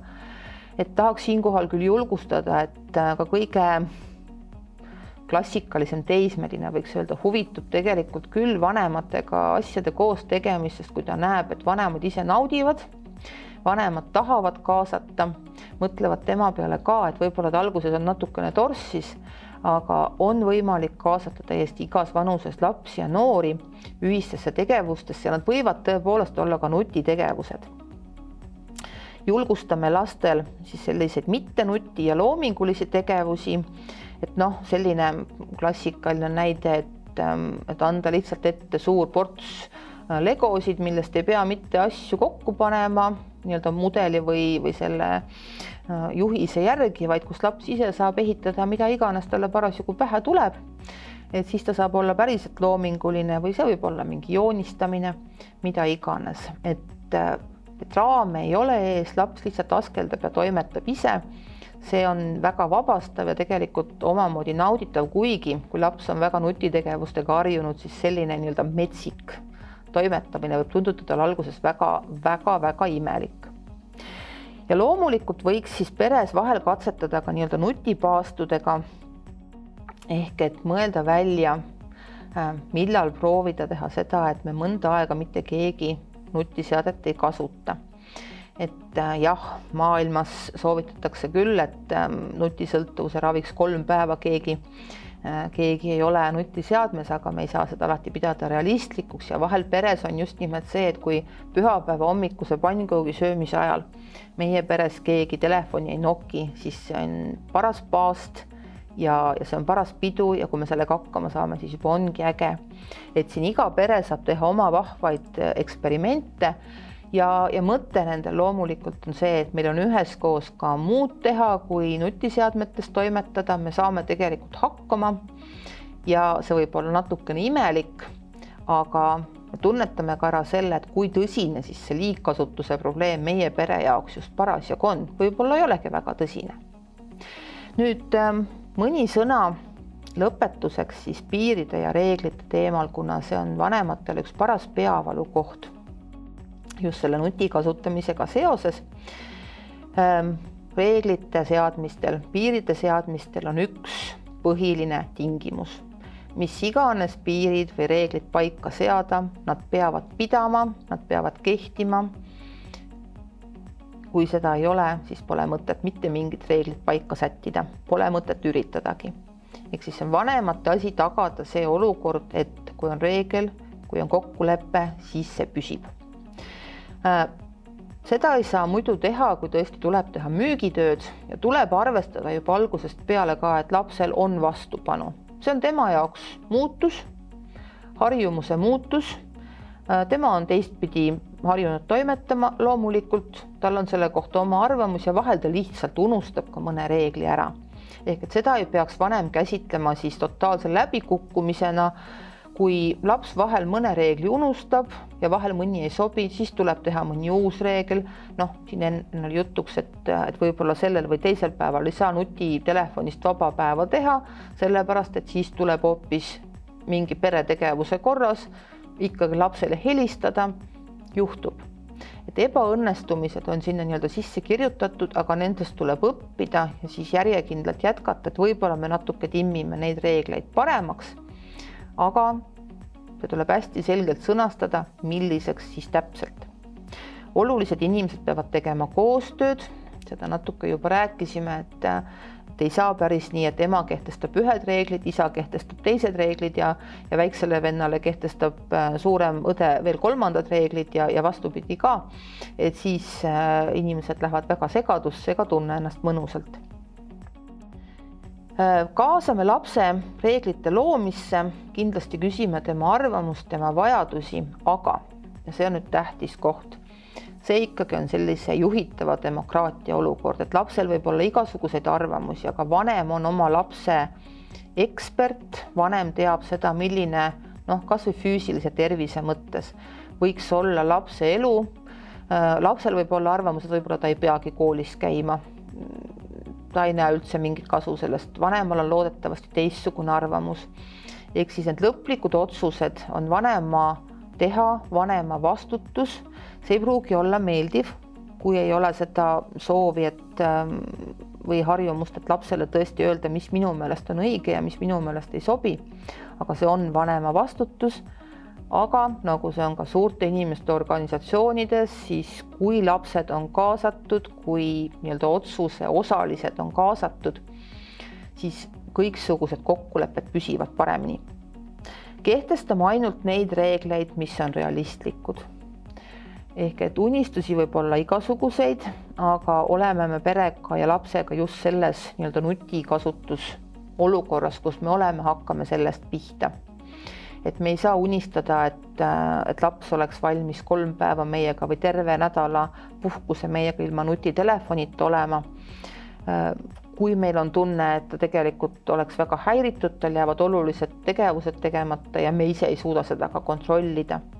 Ehk et vahel satub ka terapeudi ja psühholoogi juurde inimesi, kellel on või vanemaid, kellel on pereliikmele tohutult suured ootused ja vahel lausa nimekiri, kus on 10 või 20 asja, mida tuleks kõiki kohe tegema hakata, siis on üsna selge, et see ei ole võimalik. Et niimoodi harjumusi muuta lihtsalt ei ole tõesti võimalik.